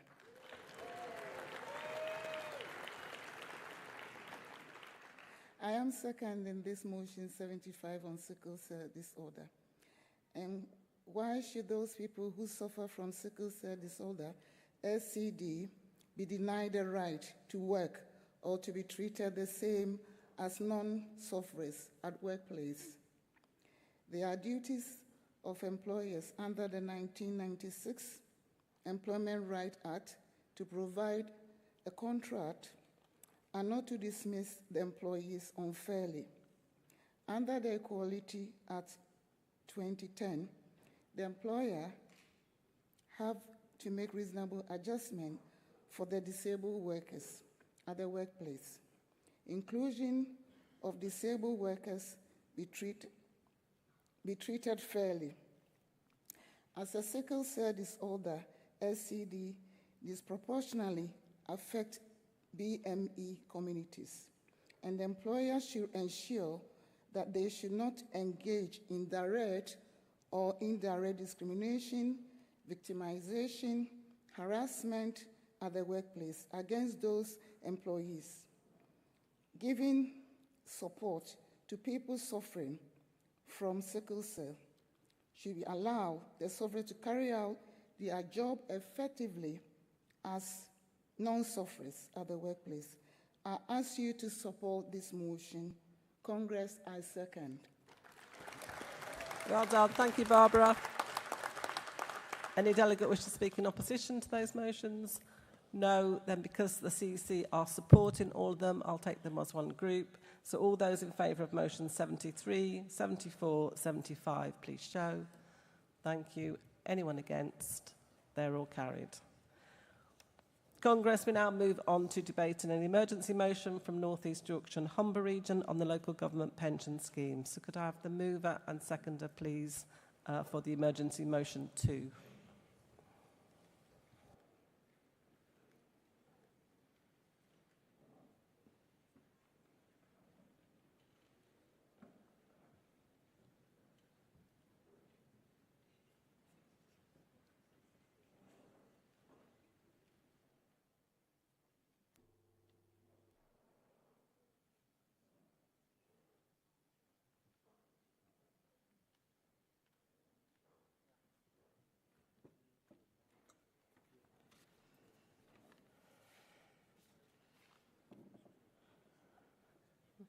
Am I good to go? Thank you. Okay. Good afternoon, everybody. President, Congress. My name's Karina Dexter. I'm a first-time delegate, first-time speaker. Thank you. I'm proud to be GMB's first ever convener at Wakefield Council. I rise to move this emergency motion with pride and with purpose, because the attack we're seeing on the local government pension scheme isn't just about pensions, it's about power, it's about dignity, and it's about the future of working people in this country. Earlier last week, Richard Tice, a man who enjoys a gold-plated MP's pension, decided to tell the workers of this country that they don't deserve a decent one of their own. He announced that in reform-controlled councils, new starters will be banned from joining the local government pension scheme with no consultation, no impact assessment, just pure ideological spite wrapped up in a press release from the Telegraph. Let's be clear, this is not performative politics. This is a real and dangerous attack on working people, and it sets a chilling precedent. Because if you weaken a pension scheme by cutting off new members, you don't just hurt future staff, you undermine the scheme for everyone. It becomes less viable, less sustainable, and that's not reform, that's sabotage. I work at Wakefield Council and I know the pressure our members are already under. They're working long hours in vital public services, often for poverty wages. It's the union, the GMB, that has fought and continues to fight to lift those workers up. to win decent pay, decent conditions and the right to retire in dignity. The local government pension scheme isn't just some perk, it's a benefit fought for and earned over generations. It reflects a simple truth that after a lifetime of service, working people deserve security, not anxiety in retirement. Cutting off new workers from that promise is cruel and it's reckless, and it opens the door to the wholesale dismantling of decent pensions across the public sector. Let's call this what it is class war. Because the real pensions crisis isn't that a care worker or a street cleaner might one day retire with a modest income. The real scandal is that billionaires and politicians hoard wealth while telling people who build, clean, care and serve that they should expect less. Not on our watch. Cheers. Congress, I'm asking you to send a clear, united message today. We will not sit back while political opportunists attack our pensions. We will not allow the local government pension scheme to be run down by stealth. And we will not let reform or anyone else divide workers between the deserving and the disposable. GMB will use every tool, every resource and every ounce of our collective strength to defend the local government pension scheme and the dignity of the workers who rely on it. Congress, I move. Thank you. Well done, Karina. Seconder. Well done.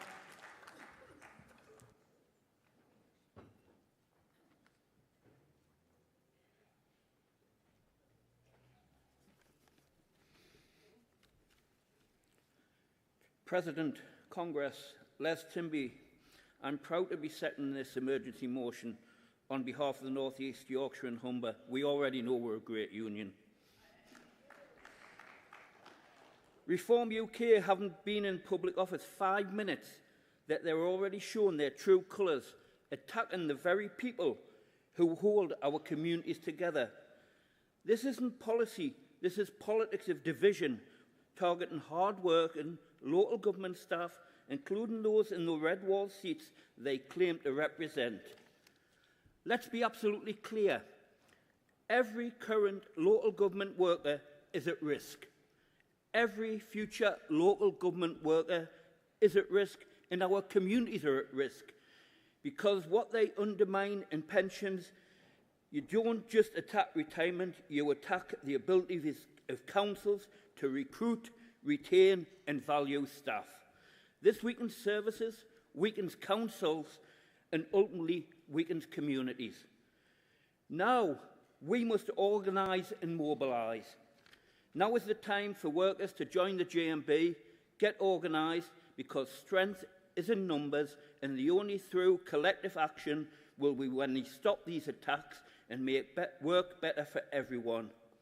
Congress, we must stand firm, support the motion, back our members and send reform a message: we are ready, we are organised and we will fight you for every worker's hard-earned pension. Congress, I second.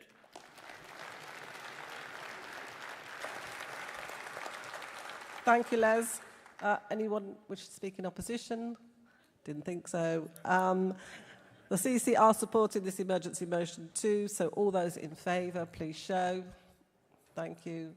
Anyone against? That's carried. We will now play a video of solidarity from our Italian trade union colleagues from their federation, CGIL. Dear GMB brothers and sisters, greetings from Italy. My name is Salvatore Marra and I am the head of international relations at the CGIL, the Italian General Confederation of Labour. We are living a very difficult moment in this country at the moment. also because of the presence of a far-right government led by President Maloney. Our first and utmost priority is to protect wages and achieve wage increases. It's very important for us to renew collective agreements in the public and private sector. It's of fundamental importance that people have enough money to live a decent life. This is not the case for Italy, as it ranks last among the G20 countries when it comes to wages. So our first and utmost priority is, of course, achieving wage increases for all workers in this country and reduce precarious work arrangements.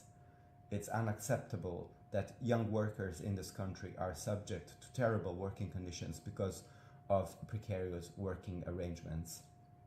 We are also concentrated in preventing attacks against workers and defending workers' rights. This week, Maloney government introduced a so-called security bill where, as of today, if we organize a protest in front of a company or we decide to organize a sit-in, we can be even brought to prison. This is unacceptable in a democratic country like Italy, and we will resist it. Congratulations to you for having achieved the repeal of the minimum service levels bill. This was a clear attack on the right to strike. The right to strike is under attack, like many other democratic freedoms and freedom of association more in general. There are trade unionists, comrades, all around the world which are under attack at the moment.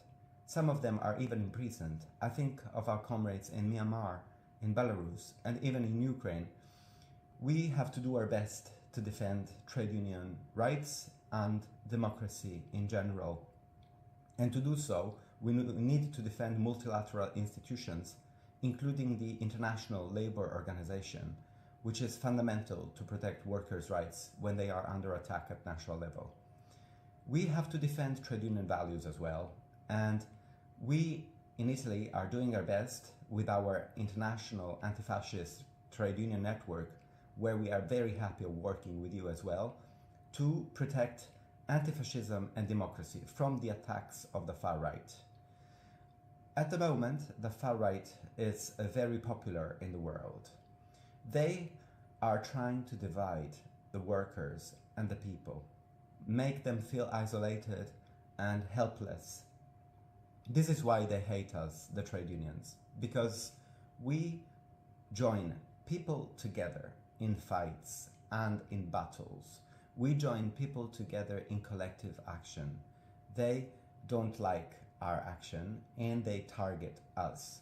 This is why we need to be together at European and international level in defending democracy and our core trade union values.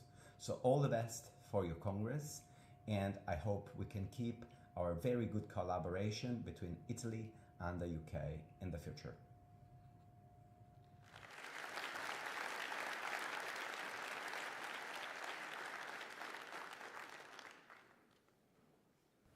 Thank you. I just think it shows how international solidarity is so important. Our problems here are the same problems around the world, and it's great that we can hear messages of solidarity from other countries.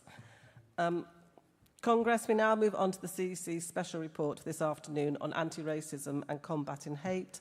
So can I call on Sonia Davis to move the report, and then Simon Day to second.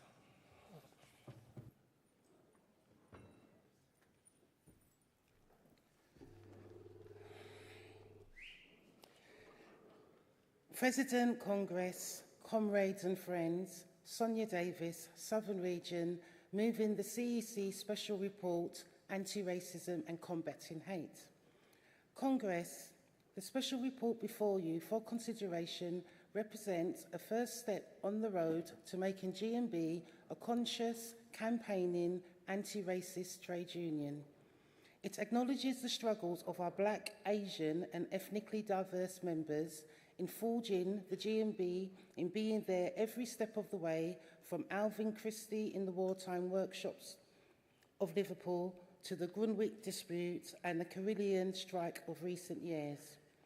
It acknowledges the contribution of our Black, Asian and ethnically diverse members in workplace struggles and successes, recognises the challenges that they have faced and the victories they have won, in standing up to racism and injustice, where and whenever these twin evils rear their ugly heads. We should celebrate these small and often not so small successes far more often than we do, rather than tamely accepting the way a fundamentally unequal and unjust world currently operates. Congress, believe me, we do have successes to celebrate and individuals to recognise within GMB for their commitment, adherence to principle and dedication to the cause. Here, I need to pause and recognise the inspiration, the hope and the vision that has driven every endeavour undertaken by our dear comrade and friend, Tai Nosakeri.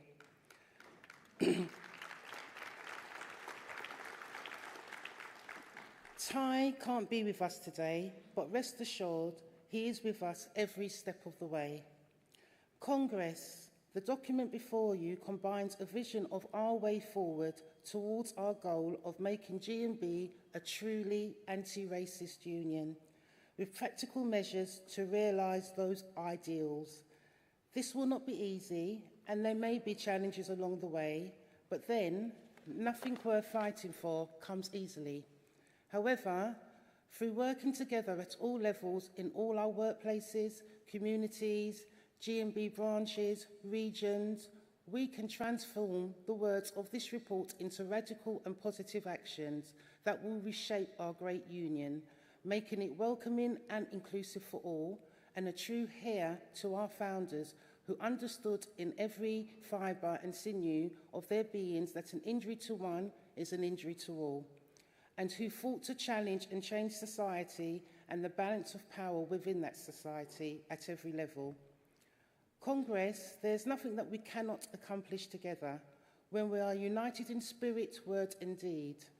This report recognises those principles and serves as a guide to firm action. Consequently, I wholeheartedly recommend its adoption by this Congress. I move. Thank you, Sonia. Simon to second, please.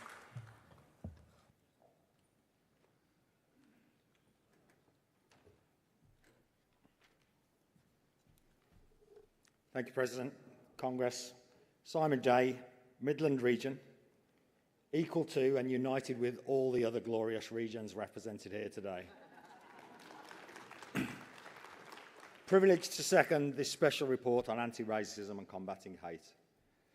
Congress, this is a report that is not an end in itself, but a statement of beginning of a journey that we have to walk together.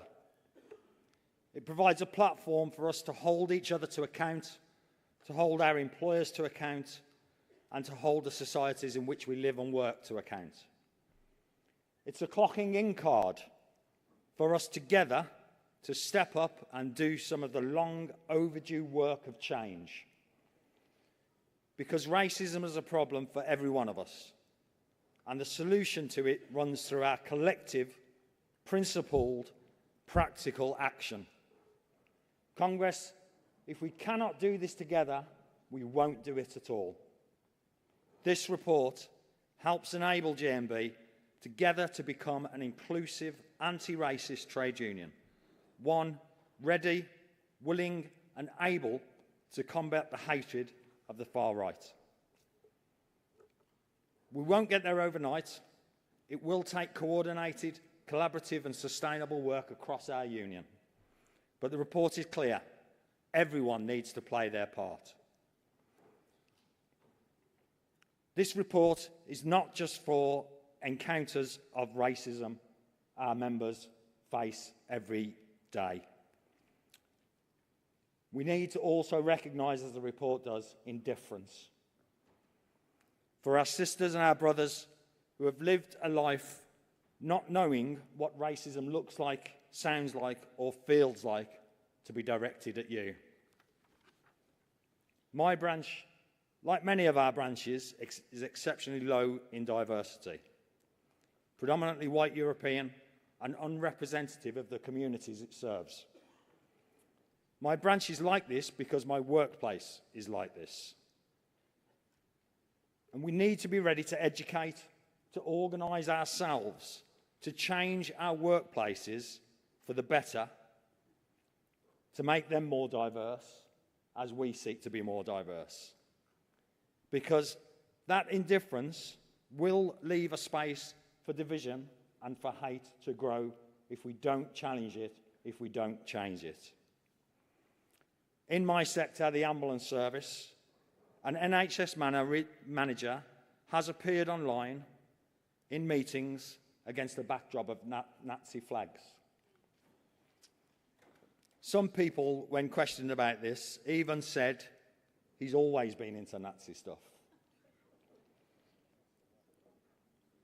This manager still remains in post, whilst the whistleblower who raised this to the media has now had their career ruined.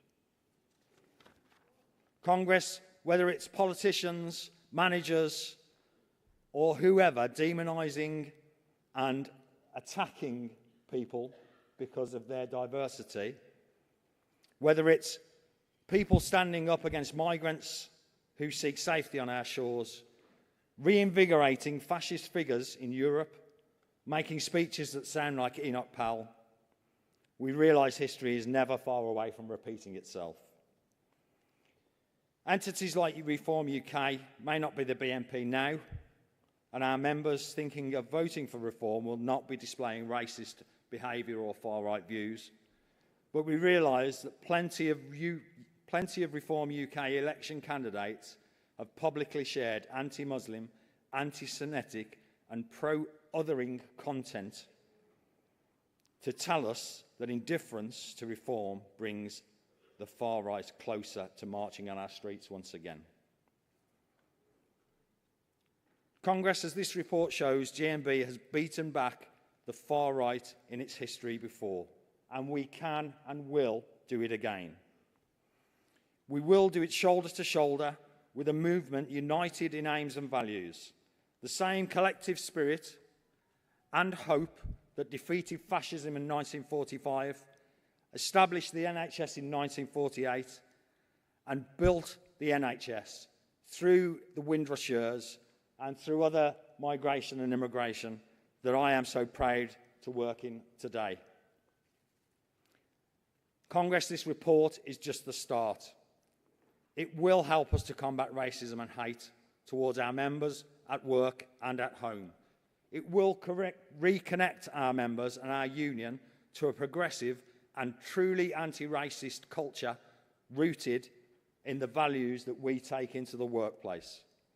It offers hope, and our hope will overcome hate and set us apart from our foes.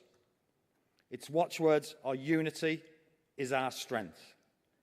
Racism and fascism shall not pass. Congress, I urge you to adopt this special report. I second.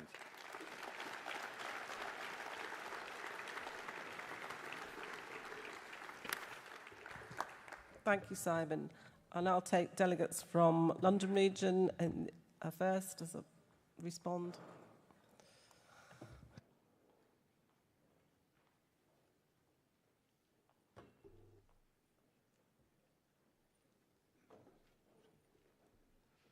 President, Congress, Robbie Scott, GMB London Region. London Region supports the special report combating racism as a crucial step towards making GMB a truly anti-racist union in action, not just in words. Our workplaces are not isolated from society. The rise in the far-right violence and hate crimes in 2024 made clear how misinformation and division hurt ethnically diverse members. Racism and fascism threaten not only our communities, but our unity at work. This report rightly calls on us to put anti-racist and anti-fascist organising, campaigning and bargaining at the very top of our agenda. It demands mandatory ongoing anti-racism training for all workplaces and tailored support for our reps to manage difficult conversations about race and confront hate. Importantly, it commits to ensuring ethnically diverse voices are heard clearly in the government's Race and Equality Act legislation a vital first step in challenging the laws to protect workers. Congress, we also recognise the importance of partnering with national anti-fascist groups, including Stand Up to Racism. However, our region and branches need to be aware of what organisations we support. We're asking that the CEC regularly reviews our affiliations and anti-racist organisations and informs regions of the current position. Our union cannot stand on the sidelines while others lead the fight against the far right. Engaging with these organisations helps us build solidarity, combat dangerous ideologies and attract vulnerable workers into the trade union movement. Let us honour our proud history of opposing racism and fascism, from the Beckton Gasworks to Cable Street, and to commit to the report's vision. Please support the report on combating racism. Thank you. Thank you, Robbie. Midlands.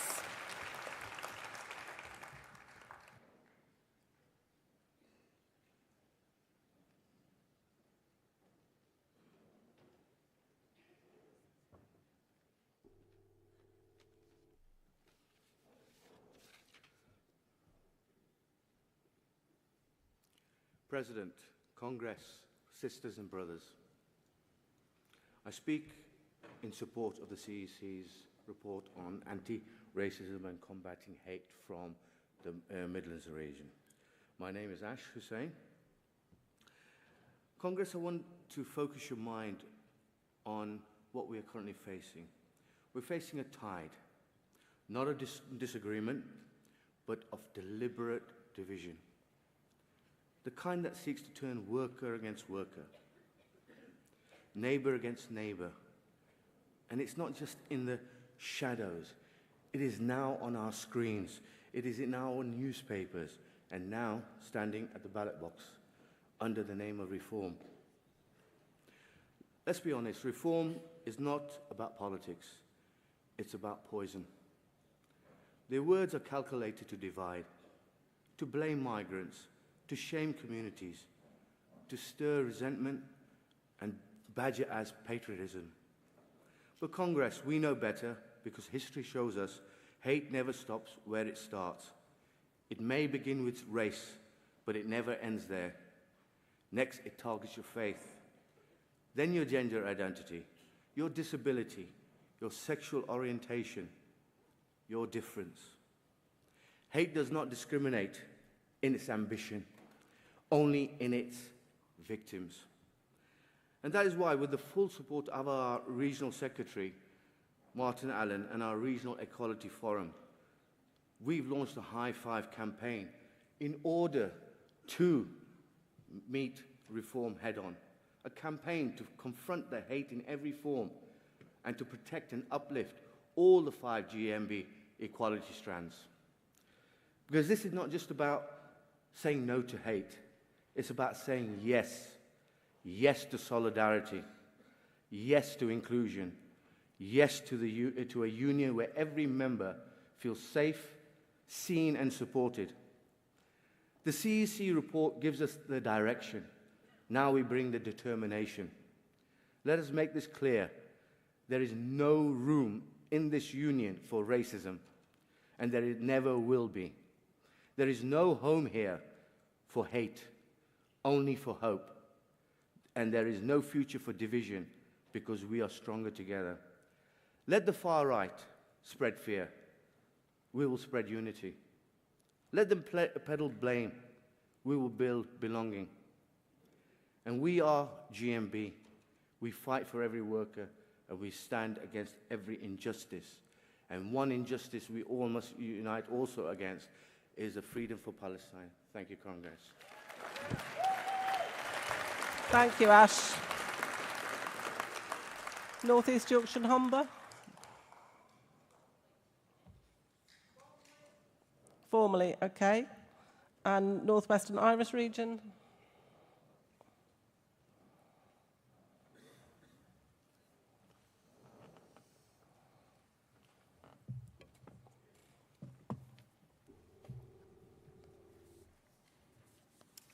President, General Secretary, Congress. Kelvin Inabulele, proudly Northwest and Irish region. Congress, this report is not just words on paper. It is a call to action. It is rich, detailed, and courageous. Please read it, and it will guide you. Let me speak plainly as a black man. I have been physically assaulted on the street. I have been denied opportunities in the workplace. I have been sidelined even within our union because of the color of my skin. But I'm still here.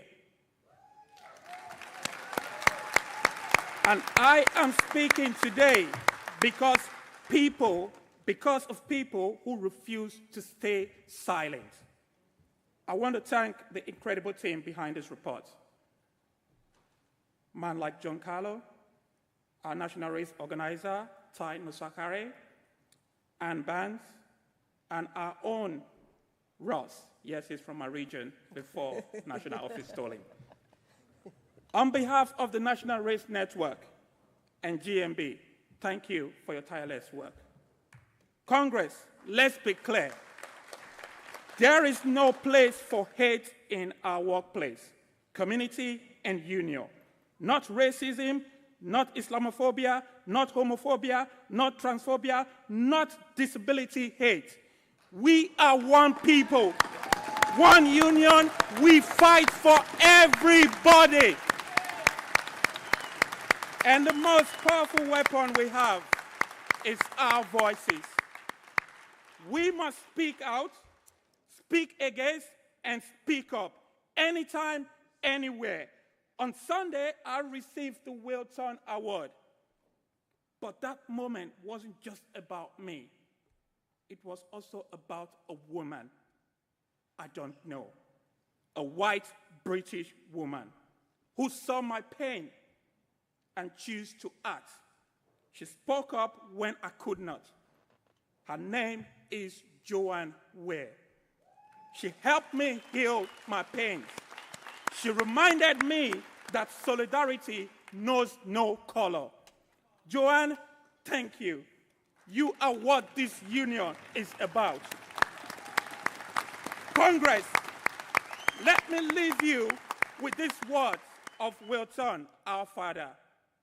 Over a century ago, he said, "There is a world of freedom, beauty, and equality to gain, where everyone will have an opportunity to express the best that is in them for the benefit of all."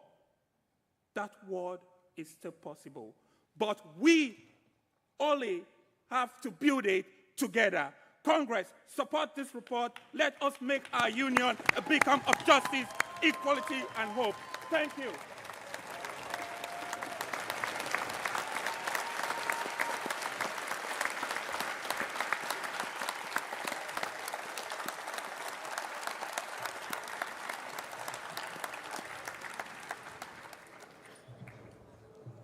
GMB Scotland.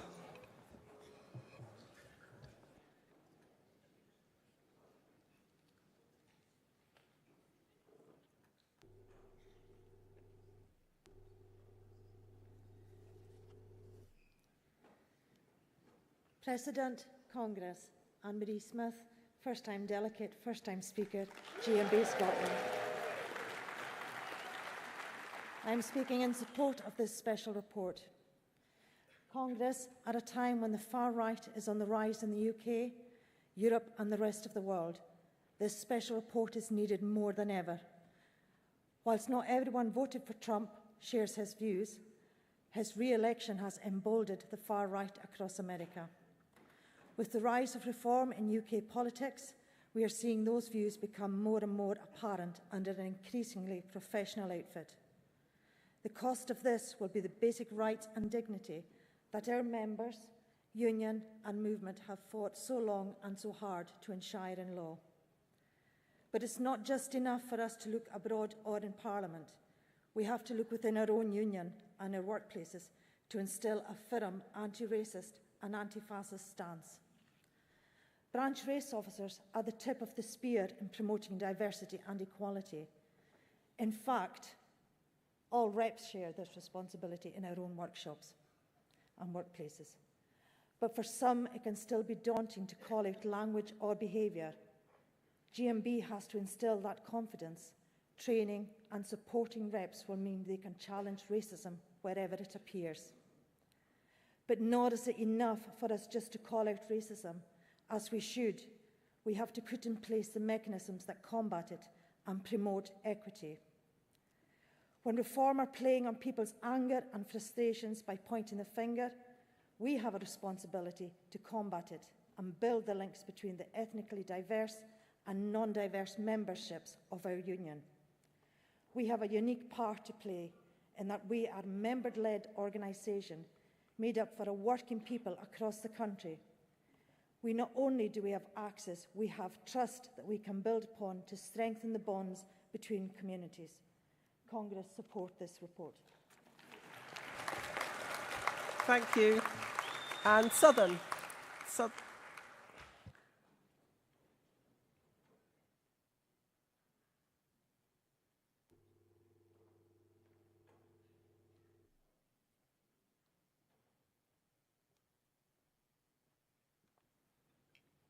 I heard this rise up already. Did you know I was coming? Madam President, Congress, comrades, General Secretary. Maria Charles, Southern Region, L26 Branch Race Officer, Regional Equality Forum Chair and Race Lead.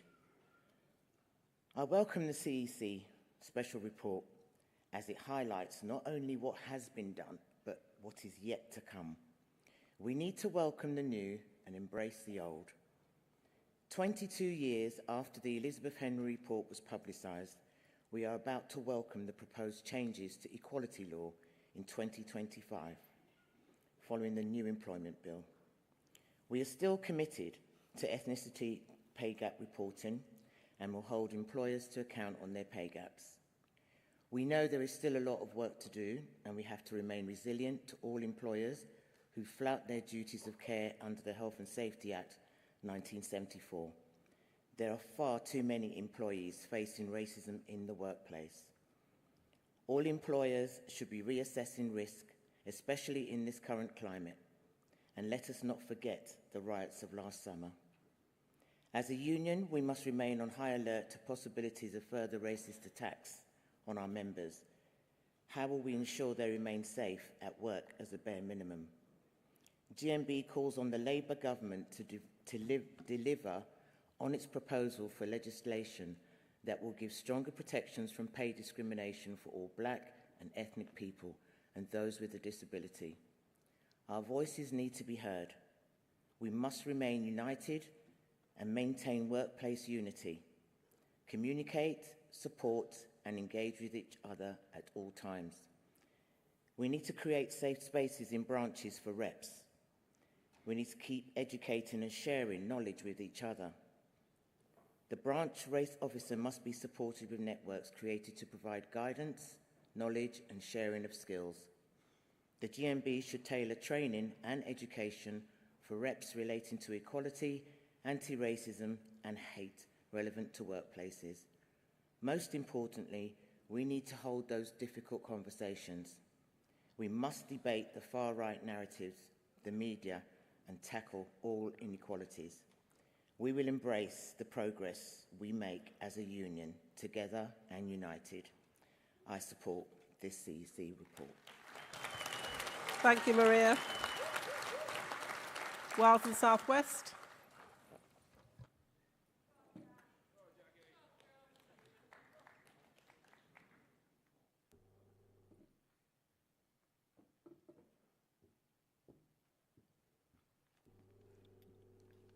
Thank you, Chair, Madam President, Mr Secretary. Thank you from the heart of the Wales and West region for the CEC report. It is a document well overdue, one needed, and at a time when we really need to pay attention. I started my Union conference by talking about the All Wales Action Plan and the commitment by Welsh Government to make Wales an anti-racist state by 2030. We must go further as a union. The document highlights the need for allyship, for solidarity, for understanding, for strength, for compassion for each of us.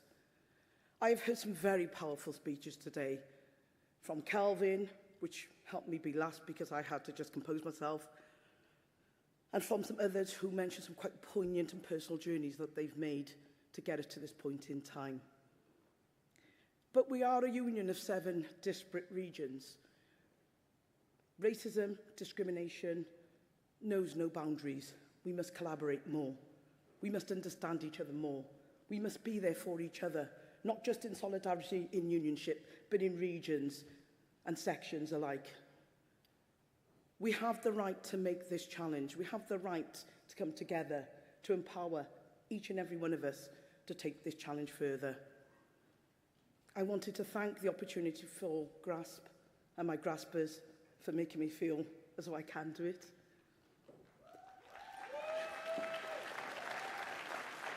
I'm going to get emotional now, but okay, I'm coming to the end.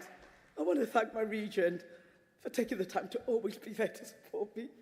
Thank you.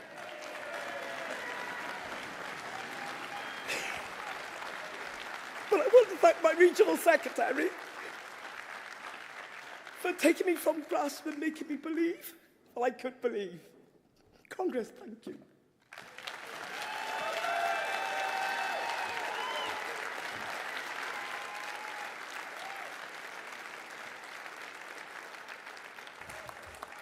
Well done, Jackie.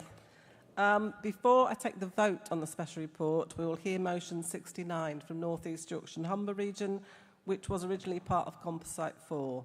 After North East Yorkshire and Humber have moved and seconded, I shall ask Simon Day of the CC to respond with their position, and then we will then go to the vote on the special report. If the report is carried, then the motion will fall if the region does not agree to withdraw.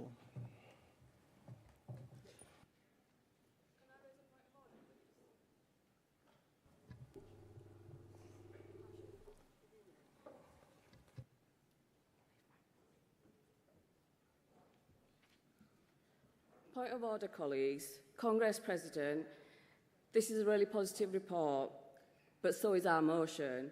We don't think that passing this special report should automatically make our motion fall. Was this a SOC decision? If no, we want this to be referred to them, and if yes, we want them to explain why.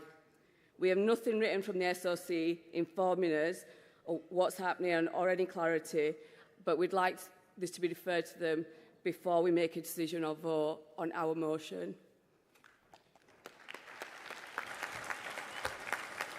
Thank you, Fazana.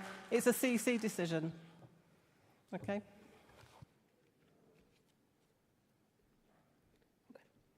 Good afternoon, President. Good afternoon, Congress. My name is Hafsha Ahmed from Bradford District Care Trust, North East Yorkshire and Humber region. First-time delegate, first-time speaker. Thank you. I am moving motion 69 for the GMB to affiliate with Stand Up to Racism. Congress, firstly, I'll address the elephant in the room. When I first started talking about submitting this motion, I was warned that I wouldn't be universally popular, but as I said to my regional colleagues, the feeling on the ground is so strong that it's essential to have this debate. The CEC have called for us to withdraw this motion in favour of the special report, but it is our united view that the report simply doesn't go far enough. In short, Congress, the CEC report provides lots of warm words but delivers very little action. At least 6 times in the first few pages of the report, I read that the GMB are determined to build an anti-racist and anti-fascist trade union, but I can't seem to find exactly where it says how they will do this. The report repeatedly mentions providing training for members. But training on what? Let's be frank, everyone knows what racism is. The vast majority of our Black, Asian and ethnically diverse members will have at some point in their lives experienced racism. We don't need more training on what racism is, although that would help. We need action, and we need it now. Education and training are not just enough on their own. We must build our presence at anti-racist and anti-fascist demonstrations, marches and protests. Solidarity is our most powerful weapon. Therefore, we are calling on the GMB for the organisation of support and solidarity campaigns. For years, thousands of people have gathered to stand up to racism in all its forms. In fact, just this weekend, people came from across the country to say no to racism. It's on the front page of the newspaper that was on everybody's desks yesterday. Finally, I come back to where I started. I know that there may be regressive elements within organisations like Stand Up to Racism, but I also know that when we're up against a powerful enemy like we are with the far right, then we need to build a broad coalition.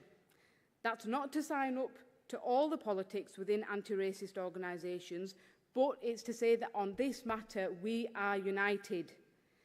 Passing this motion would send a clear message that we, the GMB, are serious about our role in tackling the rise of the far right.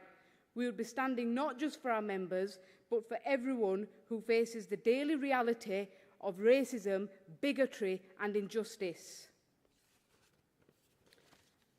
So, Congress, I urge you to support this motion. Let's make it clear that our great union is committed to tackling the far right and that justice and equality become more than just words, but actions that we live by every day. Thank you.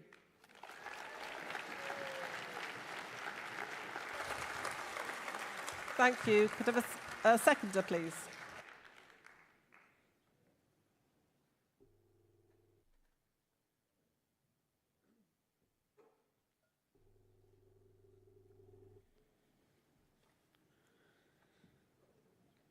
Amjad Sati, Bradford District Care Trust, B24 Branch, North East Yorkshire and Humber Region. Motion 69, seconding them. Good afternoon, President, Congress. I honestly cannot think of anything more important to talk about in 2025 than the terrifying rise of the far right and how we as a union respond. Throughout history, the union movement has always sought to influence the world around us and make it a fairer and progressive place. Playing that role is now more important than ever. Whilst it may be the responsibility of employers to tackle racism within the workplace, it must be our duty to prevent racism creeping into the workplace. We must not only do this work, we must be seen to be doing this work. The longer we fail in participate in anti-fascist demonstrations, the more our members and the wider community take note. So now is the time to set aside past differences, to set aside sectarianism and instead to bring the movements together to unite and fight the rise of the far right. Congress, last year we saw the horrific scenes on the news and some of us in person. The fascists mobilised in the streets and towns targeting hotels where vulnerable refugees were given a roof over their heads. There were crates set on fires, bins set on fires outside the entrances and the exit doors, police being attacked and a lot of looting, shops being smashed, cars being smashed. When the community got together and outnumbered the fascists, they were not seen. Families were worried if their loved ones would get home safely after work. Congress, we are requesting our union to actively get involved in demonstrations with our GMB flags and banners held high and send a clear message saying there is no place for racism in our communities and workplaces. The fascists cannot divide us. Congress, please support this motion. Thank you. Thank you, Amjad. Solidarity to the videos that we have seen and solidarity. And I work in the NHS and I feel for the doctors and the nurses and all the healthcare professions that have passed serving their duties with the environments, the deadly environments that they work in. free Palestine, free Ukraine. Thank you. Thank you, Amjad. It is a standalone motion, so do we have anybody in opposition to this motion? Can we show respect, please? Andy Newman, Southern Region. I'm speaking against motion 69, for the simple, which is calling for the affiliation to Stand Up to Racism on the simple basis that Stand Up to Racism is the front of the Social Workers Party, an organisation which has a record of anti-Semitism, and also, let us remember, only a few years ago, disgustingly covered up the alleged rape of a young woman by their General Secretary, Martin Smith, who was also known as Comrade Delta back in the day. What is being proposed here is that by affiliating to Stand Up to Racism, that organisation will be able to use the GMB logo to organise events, then people will come along to it, and on maybe at a national level, they find naive people in the great and the good who will sit on a Stand Up to Racism platform, but at the local level in your town, it will be the Socialist Workers' Party, and people will turn up to that event, lulled into a full sense of security by the GMB logo on it, and they will find that they're being sold socialist worker, pulled into the Socialist Workers' Party orbit, and taken in entirely the wrong direction, not the direction of the broadest unity against racism, but of a cult which is just out to build their own splinter group away from the movement. We have a fantastic tradition in this union of fighting against the far right, of fighting against racism, and we have always stayed clear of fronts for the Socialist Workers' Party. Let us continue with that, reject motion 69, support the fantastic report from the CEC. Thank you. Thank you, Andy. Right of reply? Simon, it's the right of reply first. You're too keen. Thank you. I don't like the podium as much as Andy does. I wasn't expecting to be up here a second time. So I'll just keep it brief. We're not saying we have to sign up to all the politics within other organisations that organise events, demonstrations, marches, but we are saying we need a bit of meat on the bone. This report is fantastic. I'm not disputing that, but we need a little bit more than just the words that are written in the report. We need action. As somebody who faces racism regularly, and a lot of my colleagues here will today, we all know the struggle of it. It's difficult, and we need to do something about it. The GMB are anti-racist, anti-fascist, but we need to be seen more. We need to be in the public. We need action. Thank you. Thank you. Simon, now you can speak.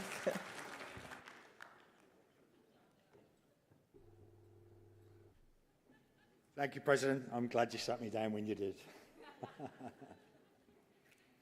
The CEC appreciates the position of the region and wants to affirm that the report supports regions.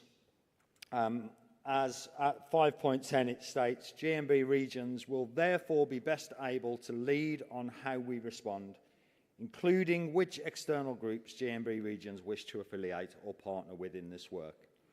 Regions have historically worked closely with Hope Not Hate,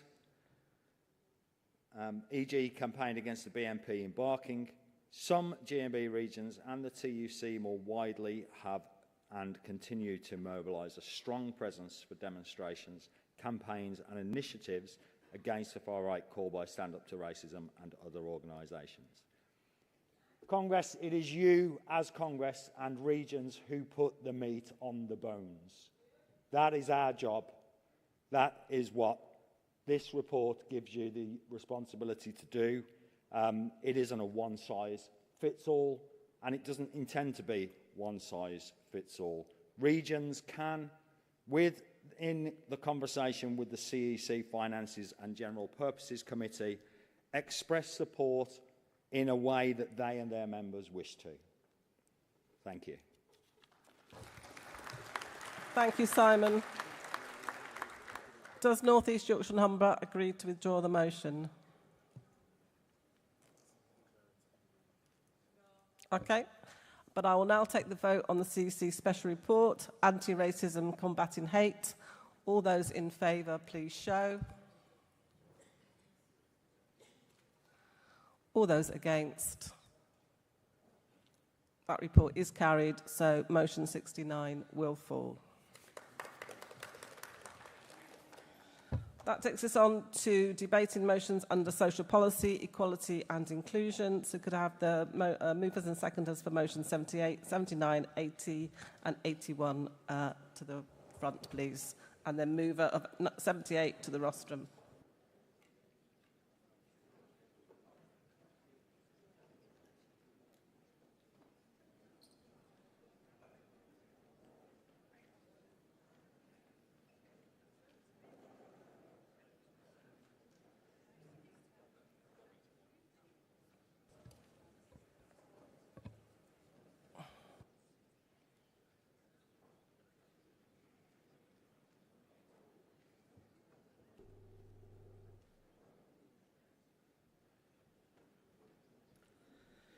Good afternoon, Congress.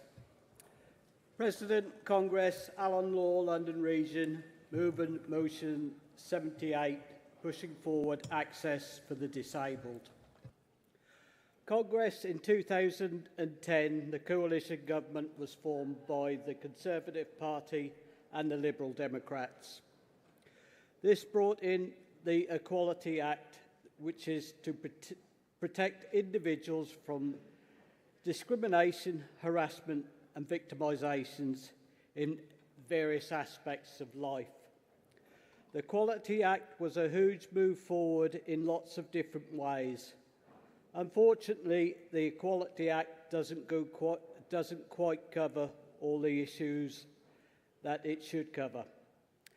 I say this because accessibility requirements set out in Part M of the Building Regulations of 2010 only applies when building works take place. Existing buildings do not have to modify to comply with current building regulations. However, if an existing building is converted to a shop, restaurant or pub, the access must be upgraded. Existing buildings in the UK will need to be upgraded to comply with the Equality Act. This requires small businesses to make reasonable adjustments for the disabled people. This means they should anticipate the need of disabled people and take reasonable steps to ensure their needs are met. Access should be enjoyed equally by disabled and non-disabled people. There should be no discrimination. The Equality Act does not state which specific measures apply to small businesses. Congress, we need to use all our means that we have available to us. We have to put pressure on the government to make some kind of funding or grants accessible if small business has any structural changes. This will give the disabled people much more opportunity to enter shops, small businesses. It opens up a new world for them. I've been in touch with my local borough council, Norfolk County Council, and there is no local funding to help accessibility for the disabled. The GMB are big enough and clever enough to help get the Equality Act up to date and allow everybody the same privileges. I move. Thank you, Alan. Seconder.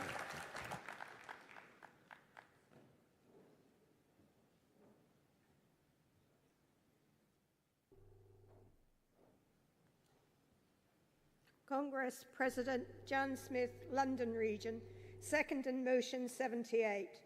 You've heard what my colleague have said about making access for the disabled.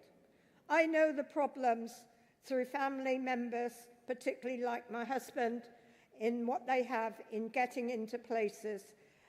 They have a right to be able to go into the shop independently without having the struggles to get in. Many shops and things have got steps or little trip bars, which creates a hazard.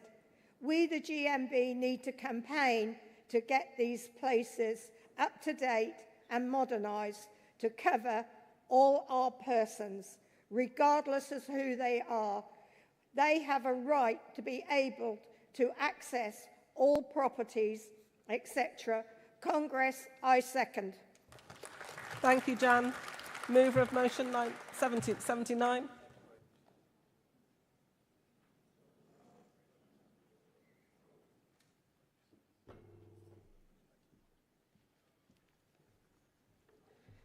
President, Congress, Jackie Kitchen, North East Yorkshire Humber region, moving motion 79, the campaign for health passports to be introduced across UK workplaces. What we're trying to do by this motion is to protect the rights of so many workers across the country.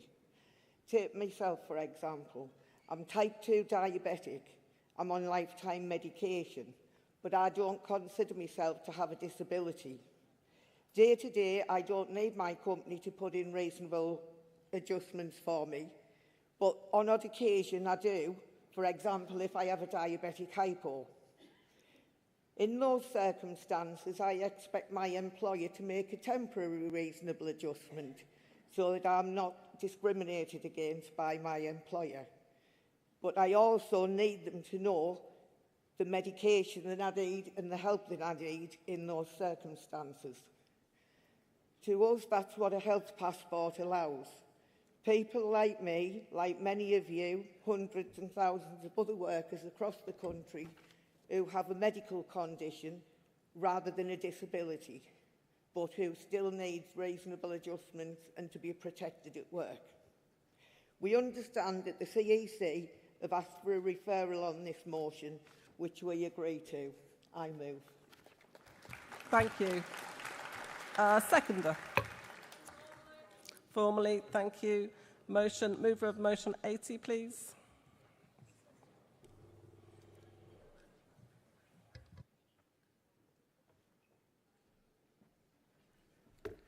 Afternoon, everyone. President Congress, it's Ian Burton from Midlands Region. Moving motion 80, disabled workers' access to reasonable adjustments. We're asking the GMB to pursue implementation of more specific guidance relating to reasonable adjustments for our disabled workers. But why do we need this? We've got the Equalities Act right. We've got plenty of other literature that tells us what can happen. But the guidance just isn't good enough. Being disabled does not need to be a barrier to being a good employee. I'm a proud GMB member and rep. I'm proud to be a paramedic in the NHS, but I'm embarrassed and I'm frustrated by some of the decisions that my employer makes when they're making decisions about reasonable adjustments for disabled workers. I'm led to believe that these challenges are seen in other areas of employment, not just the NHS. I represented quite a good friend of mine, a colleague of mine, who just so happens to be disabled. She wouldn't consider herself to be disabled. She likes to be as active as possible, and every now and again she needs a bit of help. But a senior manager in my organisation said, and I quote, "Just because she's disabled and covered under the Equalities Act, it doesn't mean we have to treat her more favourably." Well, I read the Code of Conduct for Congress and I heeded Barbara's warning the other day, so I can't tell you what I thought. But it's not difficult. It's well documented. I believe that the Equalities Act explicitly provides legal protection for employers to treat disabled workers more favourably. This is difficult. I can almost forgive the manager for making that sort of statement. He's probably been promoted without any training. But I struggle to accept the HR advisor that was present and remained silent. More guidance is clearly needed for employers on this subject. Simply refusing such requests with no consideration for colleagues' rights under the Equalities Act keeps happening. It certainly does where I work. And I'm afraid to report that the case I've just mentioned is not the first, it's not been the last. And nor was this statement the worst thing about the case. You're going to hear more about that in a few minutes. Action is needed from employers and the HRC to ensure that disabled workers their access rights in this area, and that the barriers they face are proactively removed. With the improved guidance putting into place, the recommendation from the TUC report that was published in 2021 on this subject, it will be more difficult for employers to ignore the rules, whether that's with discriminatory malice or just through incompetence. So thank you, and please support this motion. Thank you, Ian, and thank you for respecting the Code of Conduct. Thank you. Can we just have some time to get Holly on? Seconder, please, for motion 80.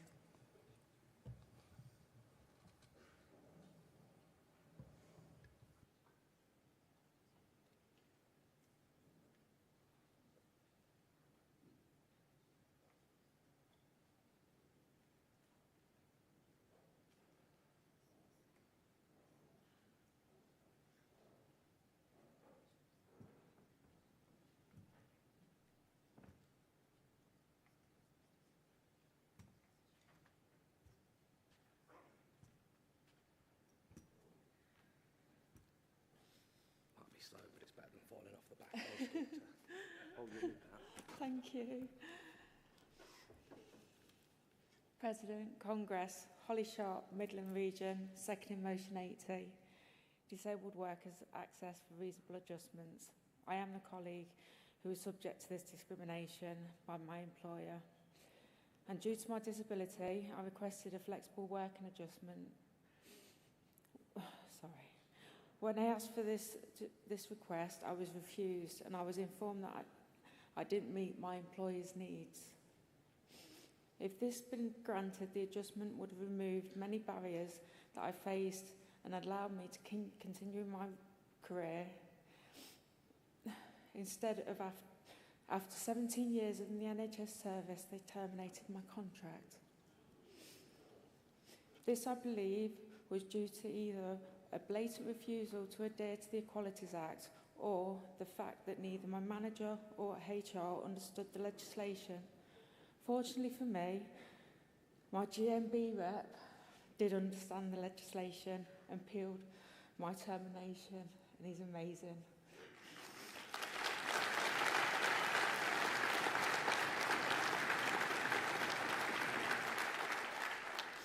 I won my case, which led to a flexible working plan that was created.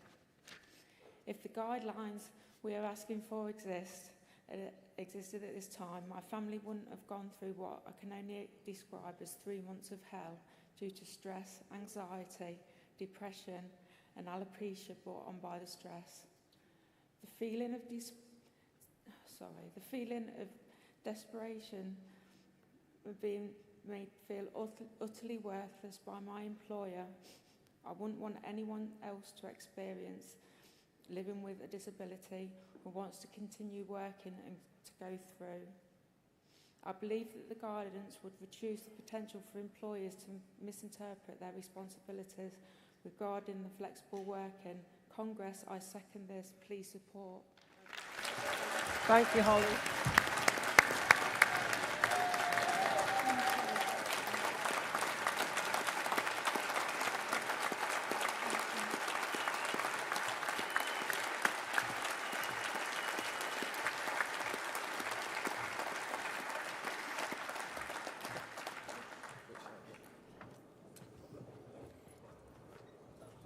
Thank you. Yeah, thank you, Holly. That was powerful. Thank you. Mover of motion 81, please.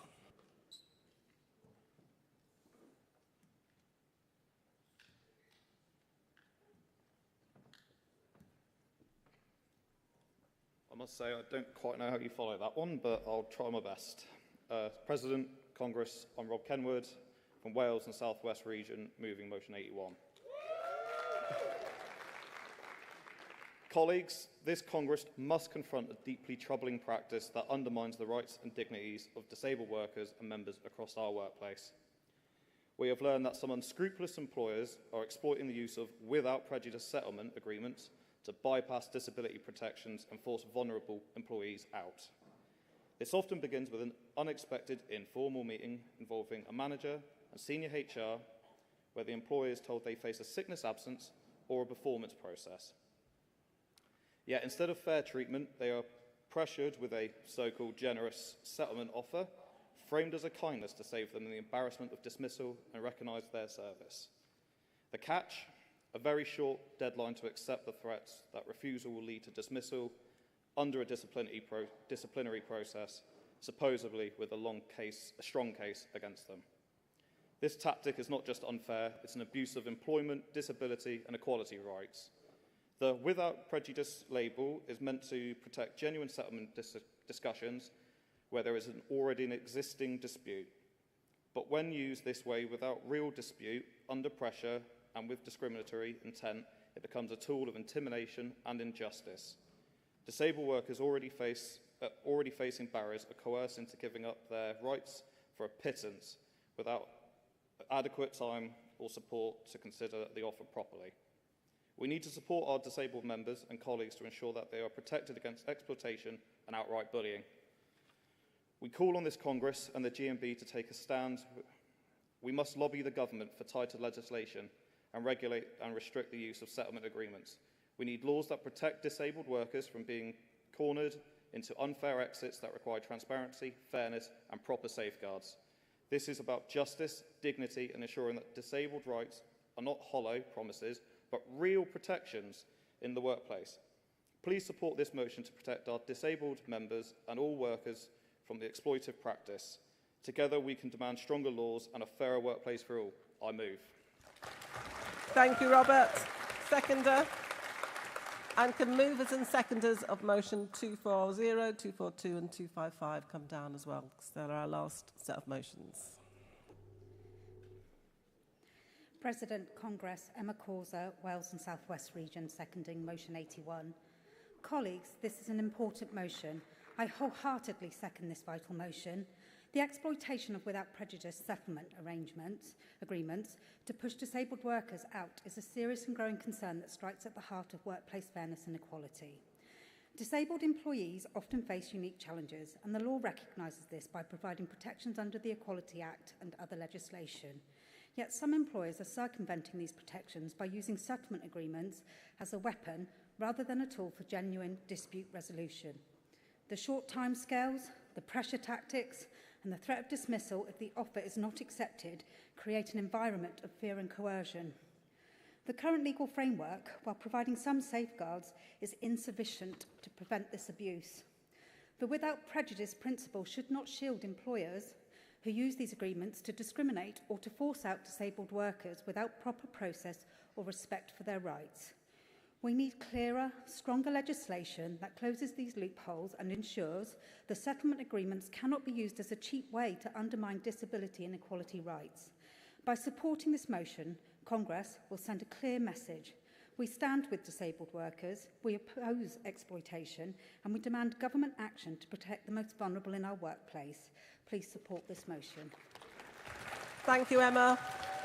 Is anybody speaking in opposition to any of these motions?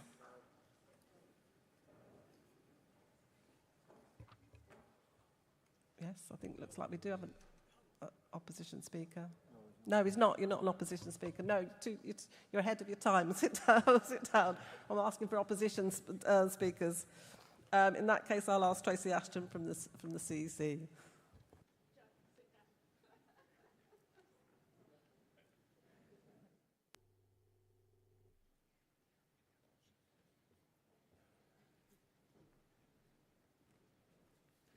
President, Congress. Tracy Ashton responding on behalf of the CEC to motions 78, 79 and 81. On motion 78, the CEC fully endorses the goal of making every workplace and public venue accessible. Our qualification is a practical suggestion to strengthen the campaign. Many local authorities and devolved governments in Scotland, Wales and Northern Ireland already run grant schemes that help small businesses install ramps, automatic doors, accessible toilets and similar adjustments. We urge branches and regions to map these funding streams and press councils to promote or expand them. By pairing the motions calls for wider access with concrete local grants, we can turn principle into bricks, mortar and working lifts. Turning to motion 79, CEC is asking for this motion to be referred, as we would like to work with the region and utilise their activist learning to build on GMB work, improving conditions for disabled members. This includes those with long-term health conditions who are not aware that they will be considered disabled by law and entitled to the Equality Act protections. The CEC notes that it is important that we use the word disabled and build awareness about what being disabled means and about the legal right to reasonable adjustments. We also think it is important to keep references to disabled and reasonable adjustments, and we would like some more information and statistics before committing to lobby to make health passports compulsory. However, we would like for the branch and the North East Yorkshire and Humber Regional Equality Forum to work with national disabled activists to find a way forward which takes on board the learning from the branch's work where health passports have been successful. Finally, on motion 81, we share the motion's concerns and support it in principle, but we wish to add a qualification about method. Employees must retain their legal right to conclude a settlement agreement when it genuinely suits them. We do not wish to erect legal hurdles that could trap members in drawn-out disputes. Instead, we would recommend practical safeguards. Union reps should insist on a meaningful reflection period, say 28 days, for any settlement offer, and remind employers that the duty to accommodate disability extends to the negotiation process itself. Where a member believes a settlement offer is being used as a blunt instrument of discrimination, they should be advised to seek legal counsel immediately. With those practical refinements, in summary, the CEC asks Congress to support motions 78 and 81 with the qualifications outlined for the North East Yorkshire and Humber region to agree to refer motion 79. Thank you. Thanks, Tracy. Does London Region accept the qualification? Thank you. I heard it in the speech, but just to confirm, does North East Yorkshire and Humber refer? Thank you. And does Wales and South West accept the qualification? Oh, okay, I'll put those to the vote. All those in favour of motion 78, please show. Thank you. Anyone against? That's carried. All those in favour of motion 80, please show. Thank you. Anyone against? That's carried. And all those in favour of motion 81, please show. Thank you. Anyone against? That's also carried. Thank you. We now move on to our last group of motions for today. So can I have a mover of motion 240? You can come up now.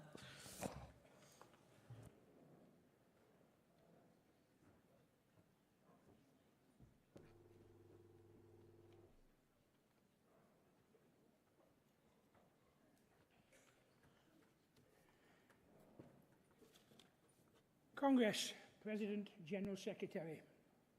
Joe Smith, from the fabulous city of the liver birds to the magical island of Ireland, a Northwest and Irish region.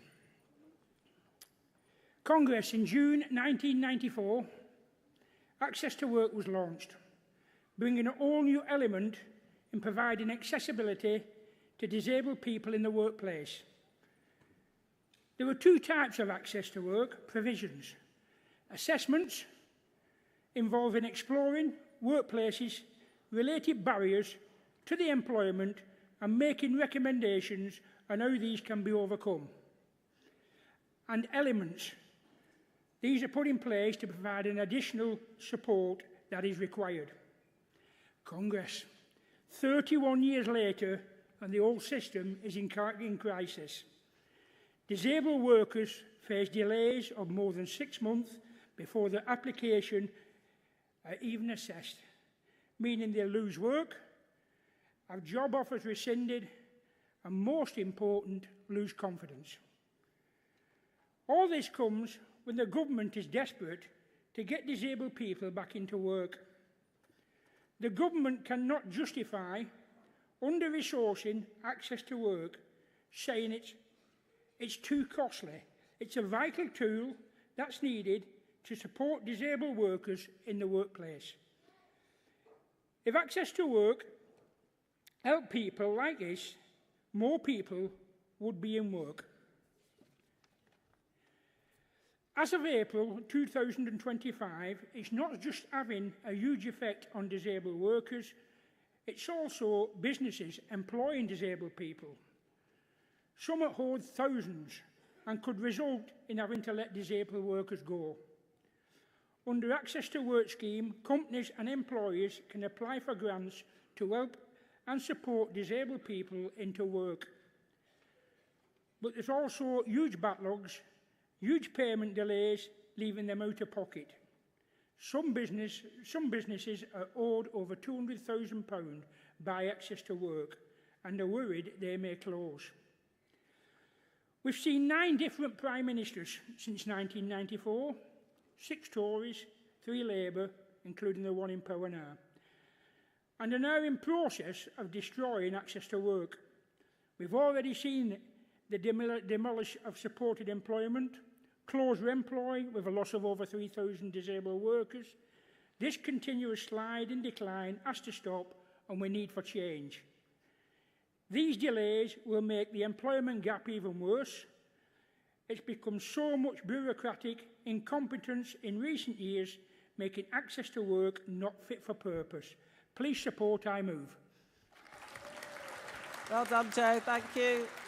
And seconder.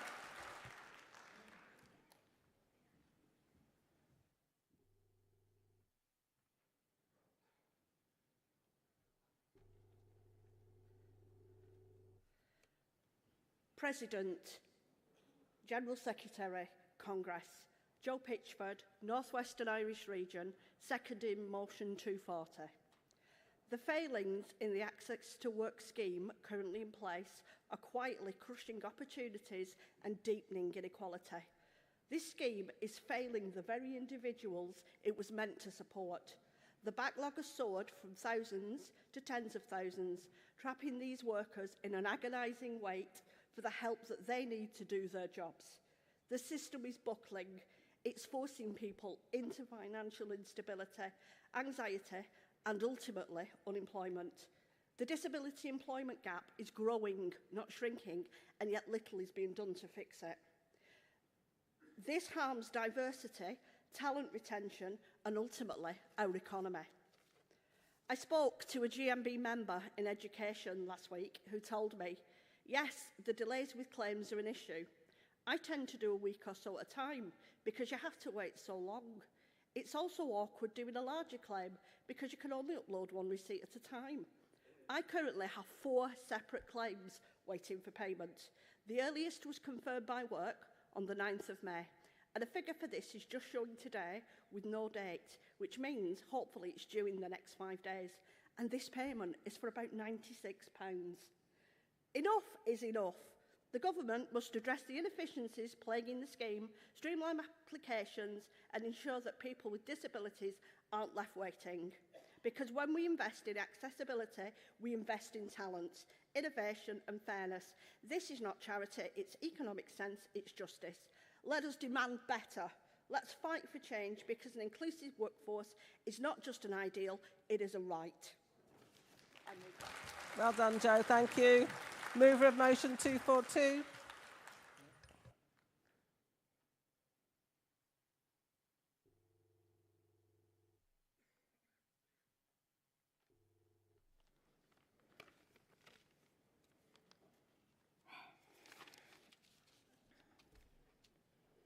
President, Congress, Kirsty Reichley for GMB Scotland, moving motion 242, return the concept of feminism where it belongs. Congress, today we gather at a pivotal moment in the ongoing discourse around feminism and the gender critical movement.